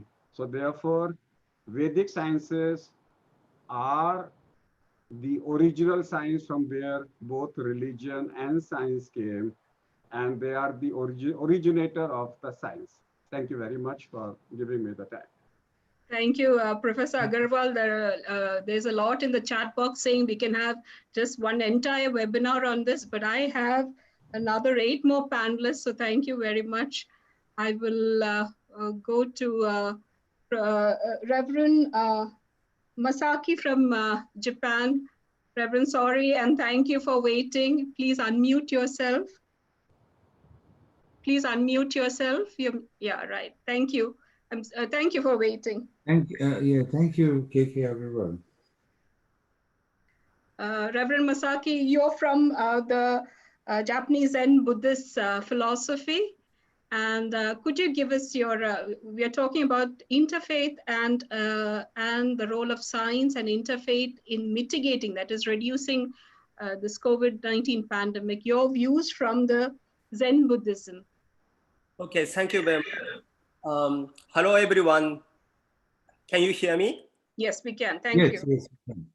Referred by Regions for Peace Japan, I'm honored to participate in this meeting today.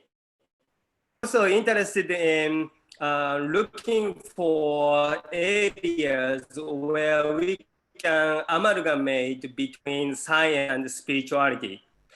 Let me begin my opening message with my experience of living in New York City in April. I'm in Japan, and tomorrow I'm flying to JFK too. Okay. I was living in a house where healthcare workers who are infected with the COVID-19 also lived. Even though quarantined myself, there were many areas that we had to share for living. Every single day, day by day, the media delivered the news about the endless spread of the virus. It also showed many refrigerator trucks set up on city streets outside hospitals to accommodate the overflow of bodies. The circumstances of the pandemic made it seem as if contracting the virus meant death. Every day was terrifying to me. Every day was survival for me. I always put on my mask and gloves even when I go to the bathroom and the kitchen. Because I had asthma, I took extra precautions, including living by cutting down the number of orders of meals and groceries. I made my life as simple as possible. I could. What I needed was just enough to eat and wear. My story could be shared with other generations and people in different cultural contexts as a fear experience of the pandemic. For the purpose of this conference today, however, I would like to suggest something else from my story. Given the uncertainty about the trajectory of the pandemic, as well as its extreme challenges in many areas of our lives, I think it is a time that we are urged to take action for the moral imperative that is called forth in us when we discipline our minds and see the nature of reality, others, and ourselves. What exactly is a moral imperative? Simply put, it is a drive that emerges within us that calls us to act for the benefit of others. It calls us to bring a kind of altruism to the problems of our day, of our society, whatever those problems are. I ask myself, what am I to do? Here is what I advise myself and want to share with you for what it is worth. First of all, the most important thing the world needs right now is people who are awake and compassionate. This is the fundamental goal of religious ethical practice. Second, we can use our teachings and practices as a form of self-care. We can be of no use to the world if our inner world is in disarray. Third, we must take our everyday preventive actions to reduce the spread of COVID as practices of moral imperative.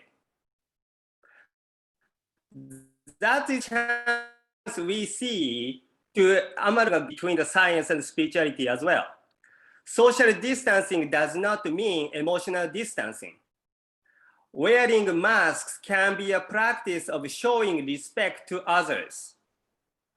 We must quietly and strongly stand our ground and stand with and for those more vulnerable than we are. Last, given the reality of causing prejudice and discrimination against COVID cases, we must not treat any of these things as normal and simply look to get along. We must cultivate the 5 essential elements that make our life rich and meaningful: harmony, respect, empathy, connectedness, and compassion. We need to find this realization and keep ourselves present in the world in which we now find ourselves. That is my opening message. Thank you. Thank you, Reverend. It's so true. Those 5 words are so important in this COVID-19 pandemic that you said. If people don't have empathy, if they don't have respect, if there is no harmony, there will be no progress in terms of defeating this virus. Thank you, Reverend. There are a lot of people who are very restless and they are waiting for spiritual uplifting. That's what I read from the chat box. So I'm sure your message will be spiritually uplifting to all of them. Thank you very much, Reverend. Thank you, Reverend. May I ask Father Philippius, Father? Can you unmute? Yes, Father Philippius Marudas. Thank you, Father, for waiting. I think this webinar is a test of all our patience. Thank you very much. Father, from the Greek Orthodox perspective, science and religion, how can we reduce or mitigate the COVID-19 pandemic? Okay. First of all, I would like to give my warmest greetings to all participants. I want to present the actions of the Greek Orthodox Church all around the world for preventing the distribution of the COVID-19 infection in its own members, as it was decided by the Holy Synod chaired by her leader, His All Holiness the Ecumenical Patriarch Bartholomew. The guidelines were adopted by each Greek Orthodox Archdiocese in America, Europe, Asia, and Oceania, and implemented on a parish level by all priests. Ecumenical Patriarch Bartholomew shared critical epidemiological information for the current pandemic, aiming to the protection of his own members and the wider community, as his recommendations were likely to be more accepted than from other sources. He provided pastoral and spiritual support during public health emergencies and other health challenges and advocated for the needs of vulnerable populations. Also, he promoted helpful information, preventing and reduced fear and stigma, provided reassurance to people in their communities, and finally, promoted health-saving practices. As a result, the Greek Orthodox Church, also in this situation, remained a social stabilization factor and a critical link in the safety net for vulnerable people within its faith and the wider communities. In the following, I will make a reference to the typical worship practices in the tradition of the Greek Orthodox Church and the measures that the Holy Synod proposed for alleviating the spreading of SARS-CoV-2 virus. Handshakes, kisses, and hugs are usual parts of our worship and social practices and the connection form of our community. Now they're replaced with a bow or a peace sign by the priest, and the believers share kind words and smiles and greet in sign language while maintaining a physical distance. The number of attendees in the liturgical service is determined by the application of the distancing rules of the World Health Organization for each chamber. Moreover, the minimum allowed distance between two attendees was set to 1.5 meters. Unavailable or banned seats were appropriately marked. In our church, holy relics and icons are devotional objects stored and occasionally or permanently exhibited in our temples. During worship services, they are kissed or touched by our believers. To eliminate the possibility of the virus adhesion on those surfaces and protect our members from becoming infected, we encourage our members to bow before said icons or relics. Also, we used prepackaged boxes of ceremonial bread. to enforce participants of the Divine Liturgy to follow hygiene rules, we provided hand washing facilities for use before and after a service. In particular, we placed alcohol-based hand rubs at the entrance of the temples. In the same line, we provided visual displays of advice on physical distancing. Right before and right after a liturgical event, we clean with detergents and disinfectants the worship places or any other buildings where people gather in order to remove viruses from all surfaces. We banned, and until now we have prevented large gatherings or organizing social events also on the occasion of the holiest of our feasts. We put a systematic effort to remain connected through high and low technological means. In particular, we perform video worship services. We broadcast them on social media, conduct individual pastoral and care visits by phone or through social media. On the other side, we try for our senior members to be connected with easy-to-use technologies such as telephone calls and encourage individual and household observance of prayer. Thank you, Father. You were telling, this is for the participants, that Yes.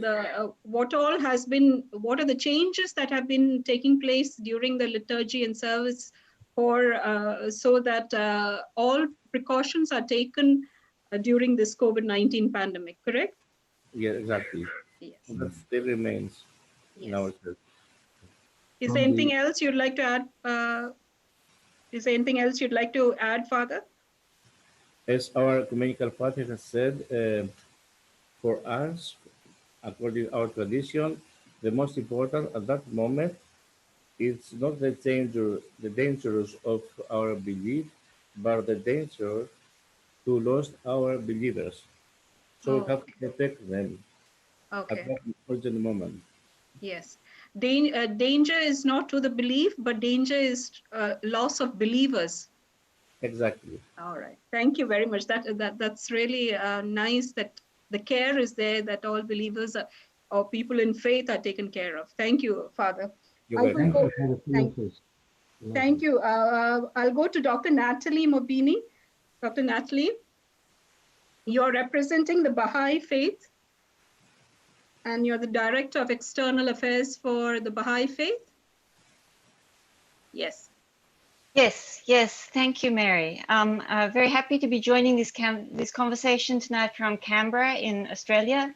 And I'll begin, as is customary, here by acknowledging that I'm speaking from the land of the Ngunnawal people, custodians for thousands of years of the land where this city is located, but also custodians of ancient spiritual traditions, which constitute an important part of the spiritual heritage of humanity. I wanted to share just a few thoughts. Obviously, coming at this stage in the webinar, that's so much that's been said already.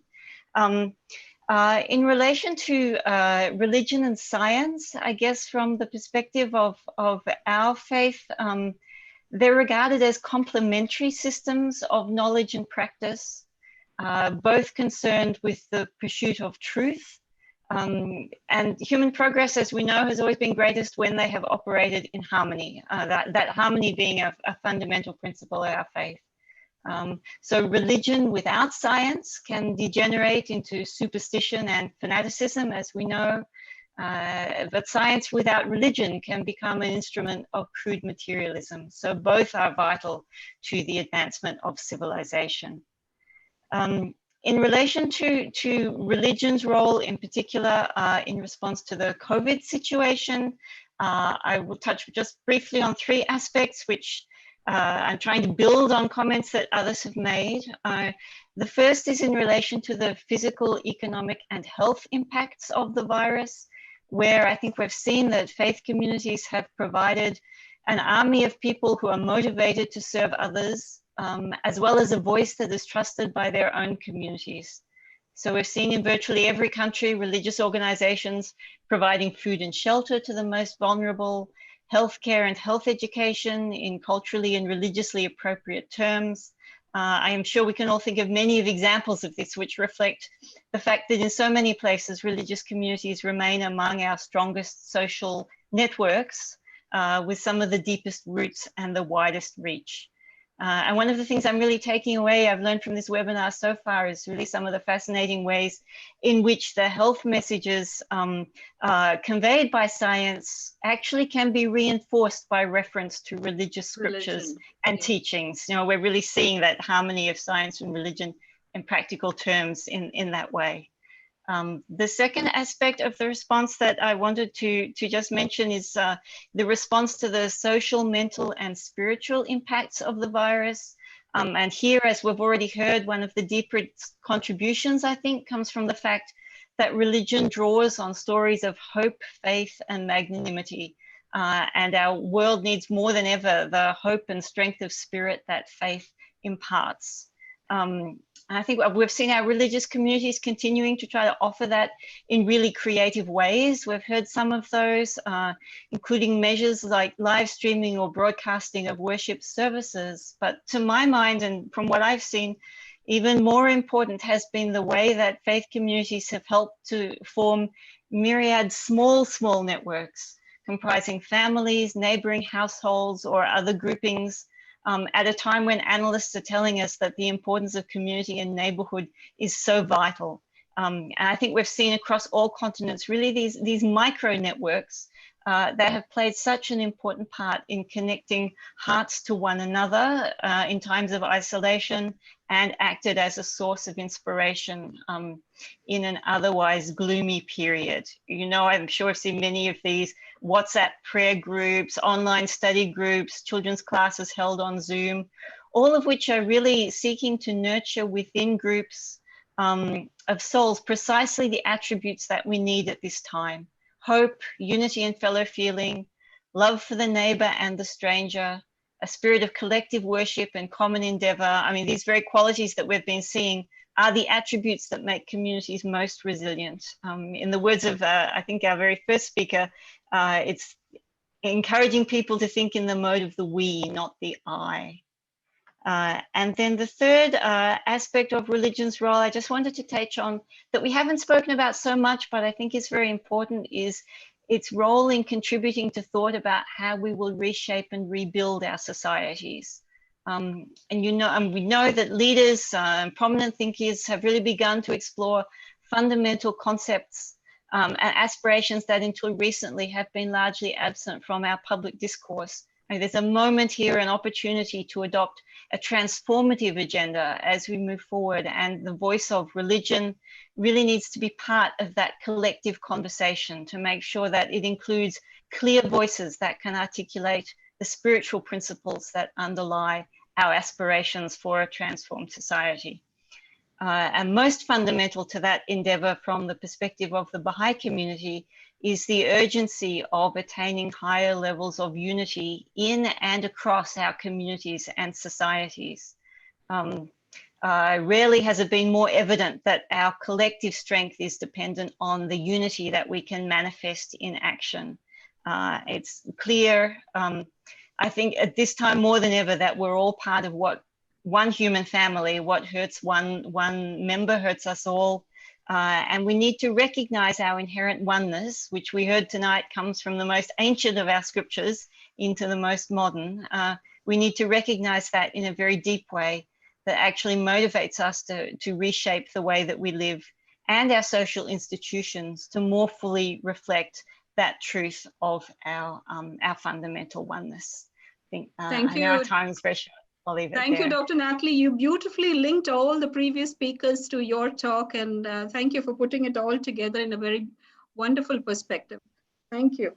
I'll move on to Venerable Tan from,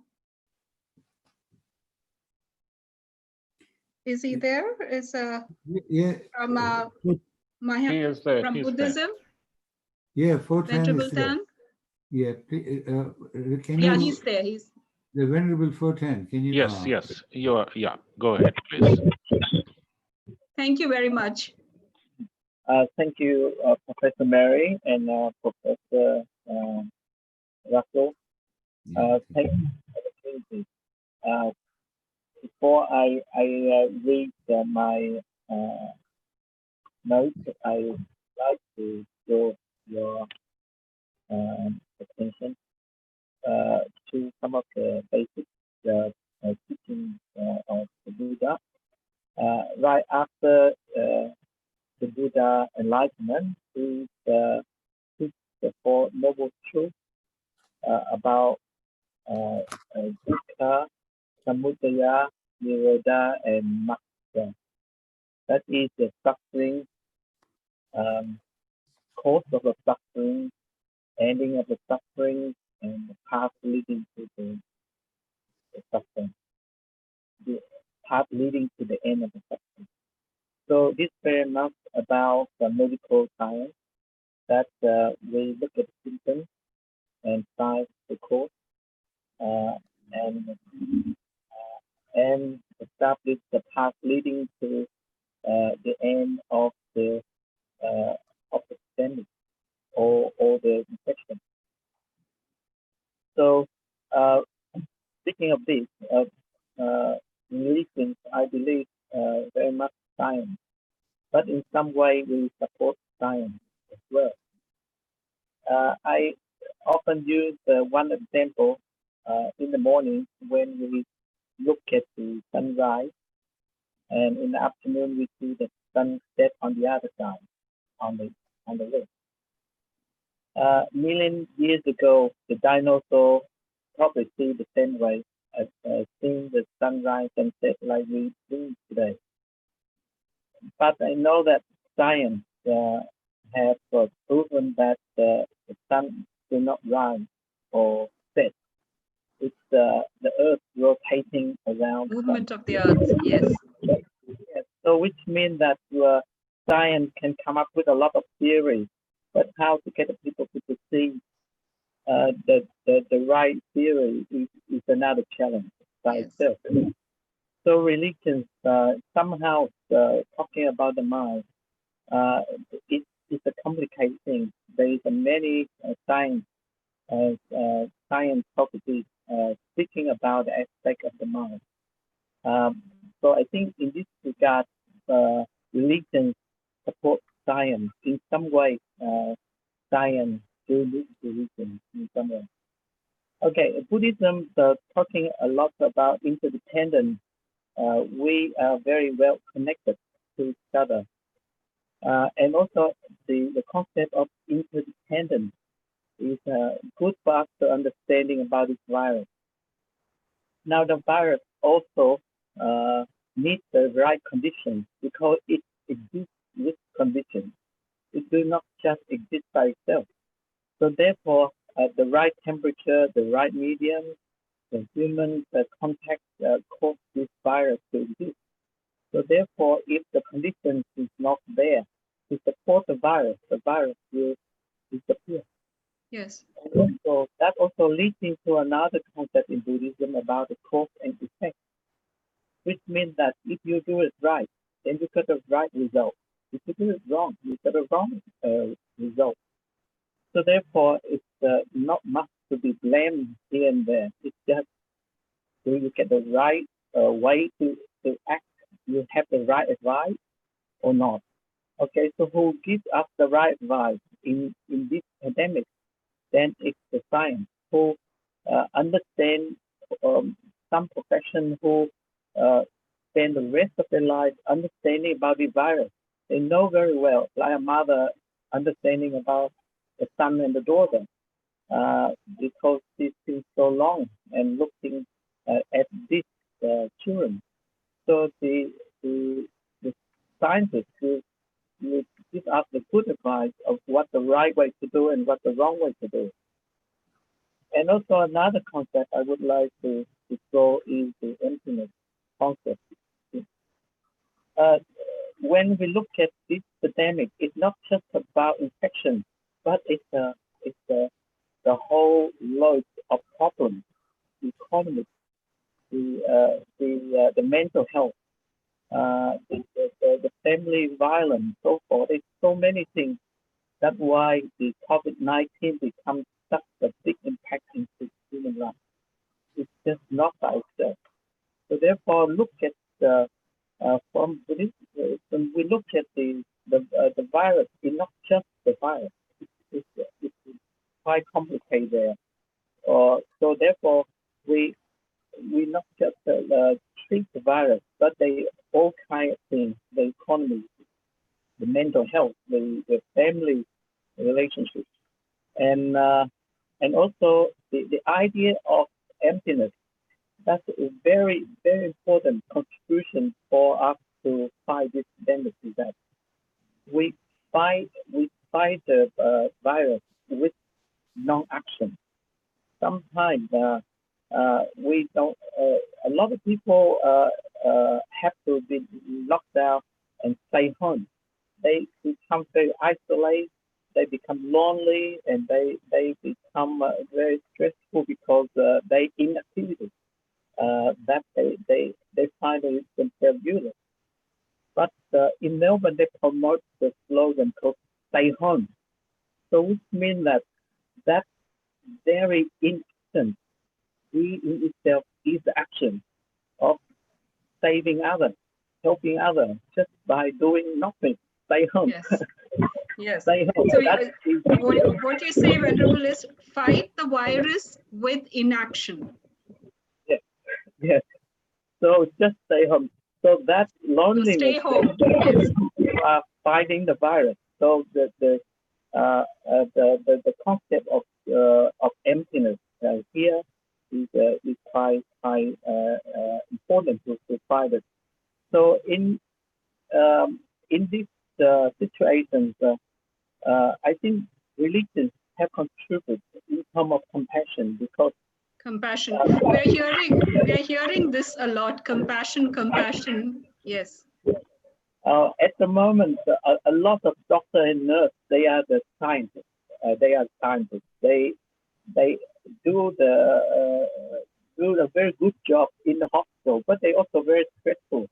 A small act of community try to support them. That's very important, because they can get stressed and they burn out too. Yes. And so they do need that kindness and compassion from the community, and this gone out from religion. Yes. So therefore, you're saying religion should show compassion to the healthcare workers. Healthcare workers, they support, they donate masks, the garments, the food, and so forth for science to do the work. Okay, I do have a note to read out to type, but I don't know. We'll do it next week, Venerable. We'll do it next week. So I understand of the time. Yeah, thank you very much. Thank you. I'd like to go to Professor Shafiq Virani. Professor Shafiq. Dr. Mary, sorry to interrupt you. Yes. Just a minute. Dr. Vishwanath Karad has to leave, so if you can just thank him, and then we can carry Dr. on. Russell, Dr. yes. Russell, could you? Yeah. Okay. Big thank you, Professor Karad. Your words were well. I could see the chat box. There's a lot of compliments and thanking you for your words of wisdom. Certainly, what you said was important, and I personally know what you've been doing in terms of science and spirituality in form of the world's biggest peace dome that you designed and created and built today. So thank you very much for your contribution to this important dialogue, conversation, that we are beginning to see that we are everything, we seem to be having much in common in this world. And I think that keeps the humanity that we all belong to.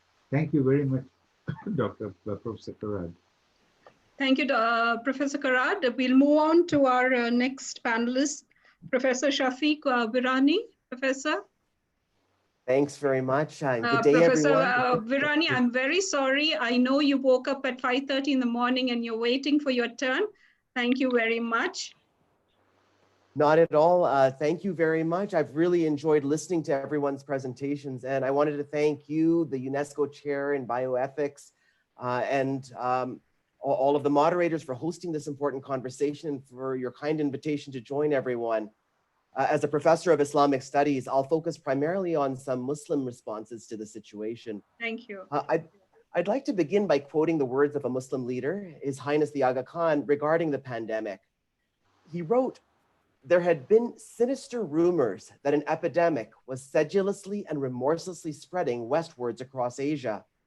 There was a natural and general tendency to discredit its seriousness, but within a brief time, we were all compelled to face the fact that it was indeed an epidemic of disastrous proportions," unquote. In quoting the Aga Khan, I'm actually not referring to the present Aga Khan and this year's novel coronavirus from Wuhan, but to his grandfather, Sir Sultan Muhammad Shah Aga Khan III, and to the bubonic plague from Yunnan, China in 1897. The quotation is from his memoirs. "The bubonic plague killed more than 1 million people in India alone. The Aga Khan supported Professor Waldemar Hafkind, his Jewish friend, converting his own personal bungalow into a laboratory. Their collaboration led to the development of a bubonic plague vaccine, a vaccine that went on to save the lives of millions of people. Today, just like over a century ago, the very same elements are essential for successfully addressing crises such as these: collaboration and friendship between people of diverse faith and backgrounds, appreciation and respect for science. That visionary leadership is essential not only for the development of a vaccine, but for its acceptance by a public that is often skeptical and scared, and compassion for the most vulnerable in society. I'd like to share 2 Muslim responses that embody many of these same elements, but which come from 2 very different worlds. The Madrasa Early Childhood Program reaches out to the most disadvantaged and poorest communities across faith and ethnic boundaries in Kenya, Uganda, Tanzania, and Zanzibar, who may often be illiterate and who generally lack access to the most basic public services. In partnership with organizations such as Global Affairs Canada, the Norwegian Association for the Disabled, and the Lego Foundation, 20-minute interactive radio shows along with Build a Toy workshops have been developed for teachers to engage parents to homeschool their children. In addition, radio and TV jingles were developed in Swahili with critical infection prevention messages. They have been viewed by an estimated 4 million people and have been widely shared on social media. Halfway around the world in the industrialized West, the paradigm-shifting equity matrix was developed by a team led by a Muslim physician and specialist in public health, Dr. Shiner Ismail. This is the first validated, peer-reviewed tool designed to steer global leadership towards socially just public health policies in vaccine programming to reduce inequities. It has been adopted by Canada's National Advisory Committee on Immunization and will inform recommendations from expert groups around the world. The lead author told me that the ethics of her Muslim faith were among the primary inspirations for the development of the framework. The evidence-informed matrix systematically assesses the underlying reasons for dramatic inequities in health that currently prevail and recommends interventions to address these inequities, including increased access to a COVID vaccine through engagement of faith-based and community leaders to ensure that all human beings are treated equitably to access scarce medical resources, regardless of wealth, religious or ethnic background, age, or other factors. The common ethical principles of diverse religions make faith communities and faith leaders, such as the people here, among the most powerful voices and the most natural partners to champion the cause that society's most vulnerable be treated with the same dignity, respect, affection, and care as the most powerful. After all, the global pandemic is a striking example of the interdependence of populations on opposite ends of the globe, as well as on opposite ends of inequities. I eagerly look forward to the friendships and partnerships that we will develop among all of us here as we work together to address the needs of our fellow human beings around the world. Thank you very much for inviting all of us to discuss this with one another. Thank you, Professor Virani. And I hope you'll join us next week, because we're going to talk about the role of faith in mitigating this pandemic. So we need, because this week, it's just an introduction to the faith and science.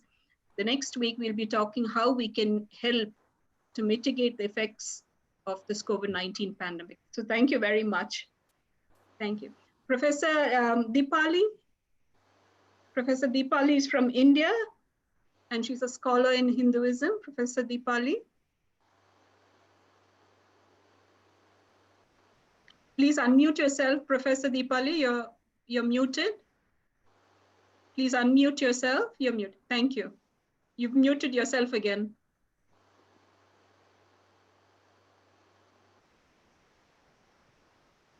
Yes. Okay. Hello.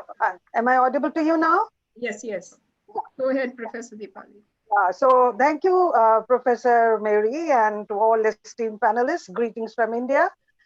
We have had 3 Hindu scholars speaking before me, and they have said much that I had wanted to speak. But anyways, let me speak about what the Hindu ethical, the concept of the ethics in Hindu way of life is based on dharma. Dharma is derived from the root dri that means to sustain or uphold. That means it dharyate iti dharma. So this concept of dharma is very complex and encompasses all aspects of human life. It represents the principle of morality that encompasses all the factors that contribute to the development and welfare of the individual, his or her surrounding, and the society. It is both an individual duty and a social duty. Each person is responsible for one's own actions, thought, and speech. There is a great responsibility on the part of the individual not to transgress dharma, which is the support of the maintenance, progress, and the well-being of the society and the whole world. Dr. Agarwal spoke about the Vedas being the essence. Vedo Akhilo Dharma Moolam. So I will not go into that, because the Vedas are the science of wisdom, which have spoken rationally about the way this world moves and how a person should conduct himself or herself. The scriptures recognize 2 types of dharmas, namely the sadharan dharma, that is pertaining to humanizing virtues and actions that are conducive to the welfare of all humanity, and swadharma, that is a practical and specific application of the virtues within a particular sphere by an individual and in accordance with his or her position in the society and the stage of life. So each one has a particular dharma. So dharma has all the qualities that all religions have, and maybe I'll enumerate a few. The sadharan or the samanya dharma, the Upanishads, the Vedic hymn from the Chandogya Upanishad prescribe the humanistic and the virtues and ethical ideas of truthfulness, that is satya, charity, that is dan, austerities, tapas, affection and gratitude. We just now spoke about gratitude, forgiveness, non-stealing, shunning violence, ahimsa, and also being hospitable towards the unannounced guest, atithi, which Dr. K.K. Agarwal spoke so in detail and details about. These things have also, these qualities or these virtues have also been enumerated in the Puranas as non-injury or non-violence, forgiveness, self-control, compassion, daya, charity, dan, and purity of body, mind, and speech. Professor Din Shamsuddin also spoke about the purity of the body, which is also a very essential part of the Hindu way of life. So, and it is not only the shaucha or the purity of the body, washing oneself, keeping oneself pure, but also purity of thoughts and purity of speech so that we don't hurt anyone. Uh, then there are other virtues also, for example, non-stealing, celibacy, meditation, sacrifice, worship of gods, freedom from wickedness, freedom from lobha, that is greed, and freedom from jealousy. If we put it all together, we can draw from the Brihadaranyaka Upanishad, which recommends that in the pursuit of dharma, three cardinal virtues, namely self-restraint, that is dhamma, compassion, daya, and charity, dana, are the cardinal virtues to be inculcated by a person to be an ideal human being. Uh, Professor Keshavan, who spoke in the beginning, spoke about the two margas enumerated in the Bhagavad Gita when we pursue dharma. Of that was of the Jnana Marg, the path of knowledge, and the path of action, the Karma Marga. The Karma Marg or the action, each person is responsible for his or her action. And therefore, each action has to be taken very carefully and very thoughtfully. But the Bhagavad Gita also speaks of another marg, Bhakti marg, because all people do not have access to the scriptures. The Professor Agarwal also spoke about the various levels of intellects that people have. And we also speak of karma, doing the right action at the right moment, and also not to be bound by the desire of the fruit of that action. So fruit, the action to be done selflessly for the good of humanity, for the good of oneself is very important.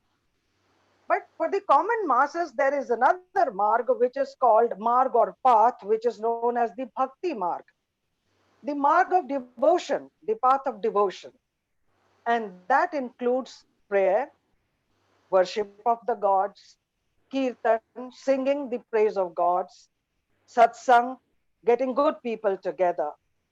Now that the temples are closed during the coronavirus crisis, so common people who go to the temples to see the evening arati, to go together, to listen to the sermons of the priest, or to pray together, they have now been deprived of that, but they are now urged to do that prayer and meditation at home. Now, this prayer and meditation, or worshipping the God through arts and music, has a very soothing effect on the mind and body. And in this coronavirus crisis, we have seen people are dealing with a lot of mental problems like depression, anxiety, anger, violence in the family has gone up. And there are other things, overcoming fear, sorrow due to bereavement, the sense of loneliness, sense of alienation when people are in quarantine.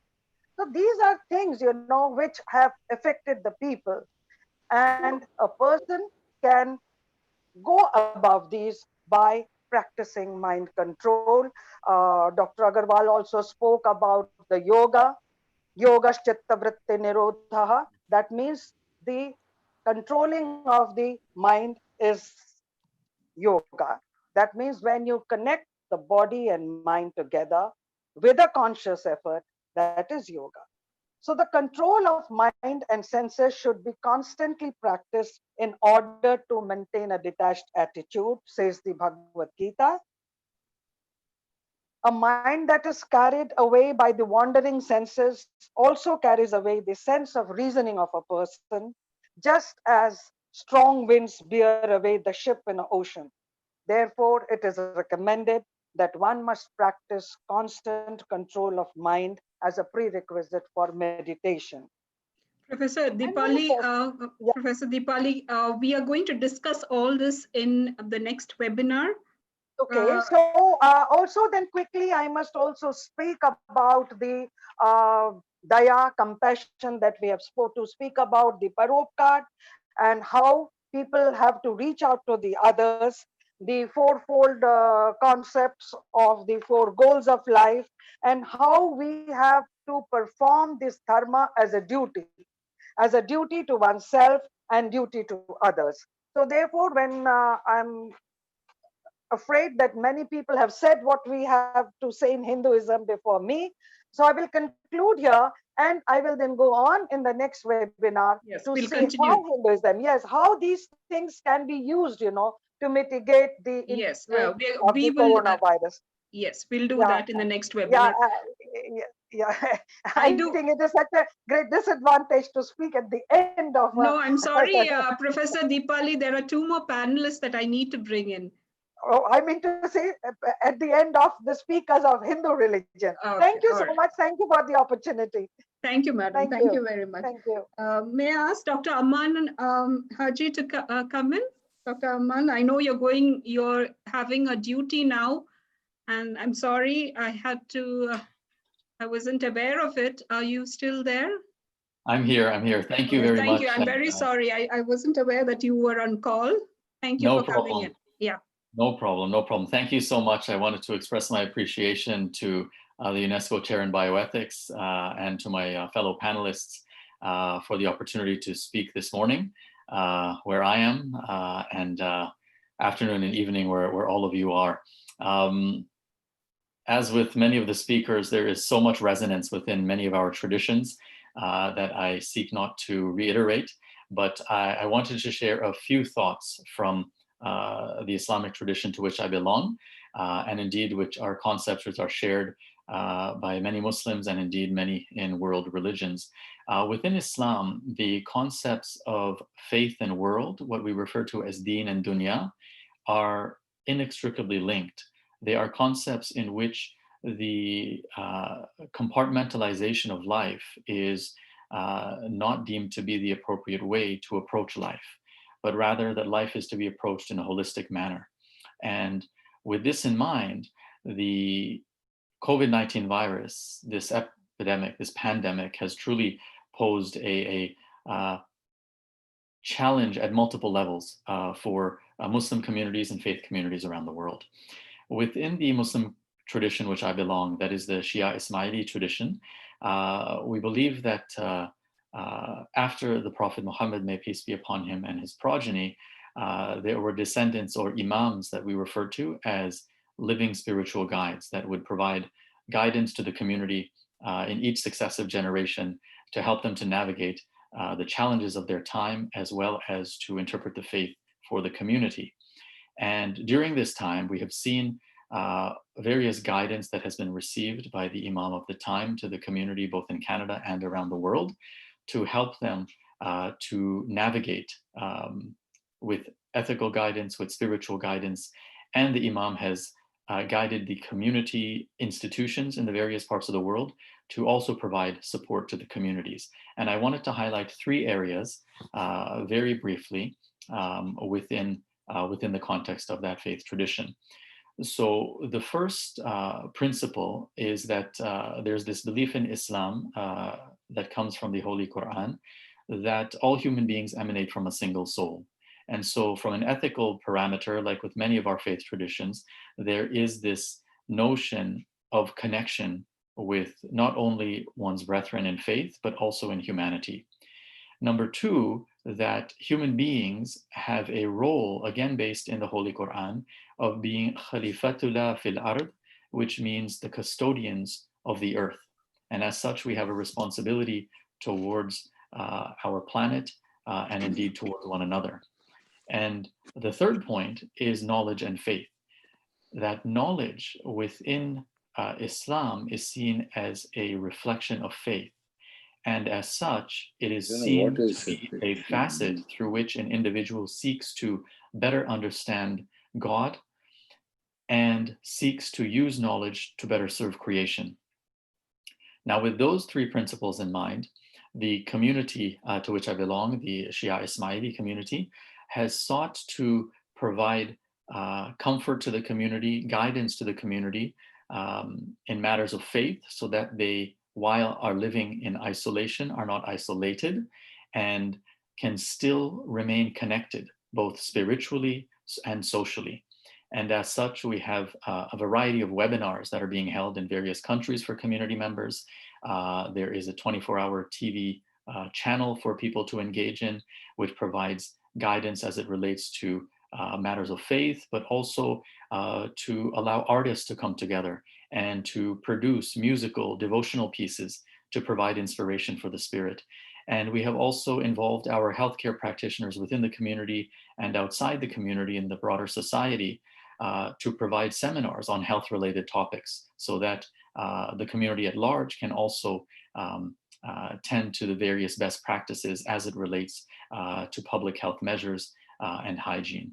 And in doing so, we have sought to enable the community to remain connected, both in a vertical manner, that is with the divine, in a horizontal manner, that is with the community and broader humanity, and also to have sustenance as it relates to their physical, emotional, and spiritual health.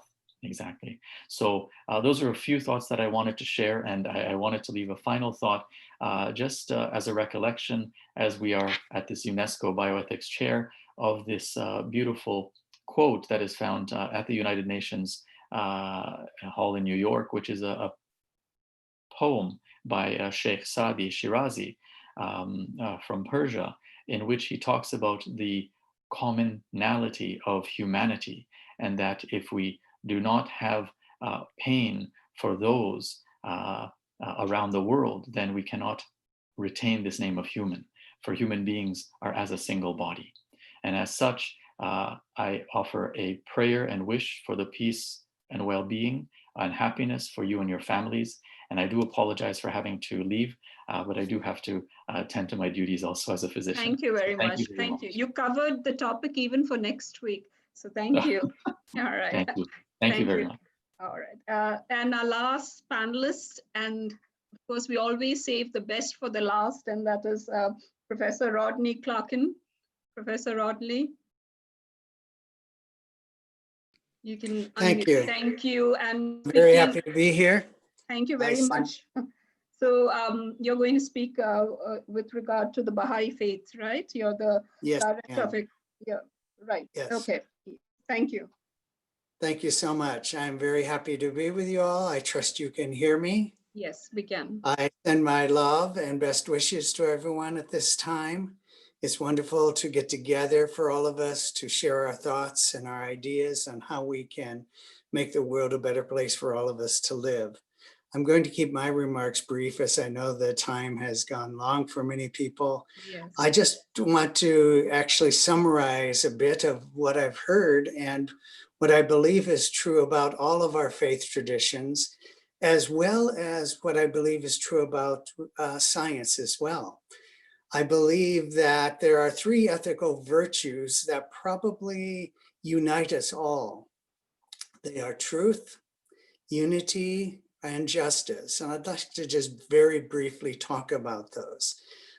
Truth is the basis that I think we can start with, because that's actually part of what we're about today. We're trying to find truth. We're trying to understand what is true. How should we be? How should we live our lives? Who are we?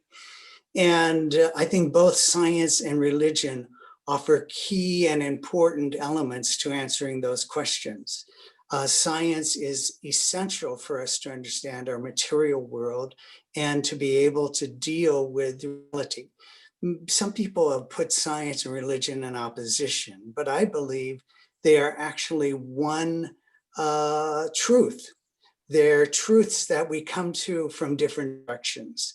And those truths need to be united and need to be complementary, much like the wings of a bird. If one of them becomes too strong and one remains weak, then the bird cannot fly.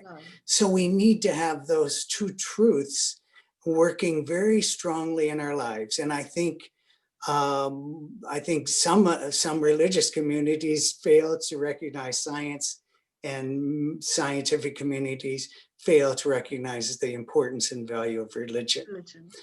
The second item I'd like to address that I think is true within both science and religion, the ethical virtue of justice. Justice is something that is very important during this time of the coronavirus. I think we see what has happened is partly it is exposing many of the injustices of the world. We see people, for instance, nations vying with other nations to take care of themselves to the neglect of other people. We see people who are poor not getting the treatment that they deserve. We see people from different classes. And so this violation of this ethical virtue, both scientifically and religiously, is creating a great harm to humanity, and it is harming everyone. So if, because of the nature of the virus, if all people aren't treated, the whole body becomes ill. It started with one cell in the body, one human individual got this virus, and now we can see the whole body is sick. So we need to have that. The last virtue that I'd like to talk about that I think is essential is that of unity. And unity actually comes out of love, comes out of compassion. And because we have not had that deep kind of love that we need to have for humanity, for our brothers and sisters, the love for scientific knowledge, the love for God, the love for goodness, we have failed to have unity. And I believe this idea of unity is probably, if we have to look at it, without truth and justice, we are not going to have unity. Without unity, we will not have peace. And so I think the stage we're at, and this coronavirus is pushing us towards, is actually world unity. Okay.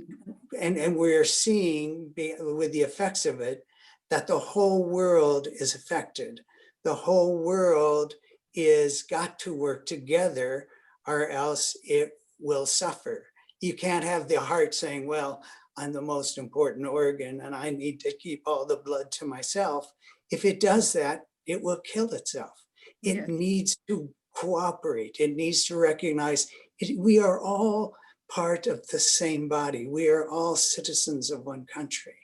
We need to have this kind of unity. So with that short statement, I thank you all and I wish you well at this time. Thank you, Professor Rodney. Very nicely summarized everything that I wanted to say, or even remembered everything.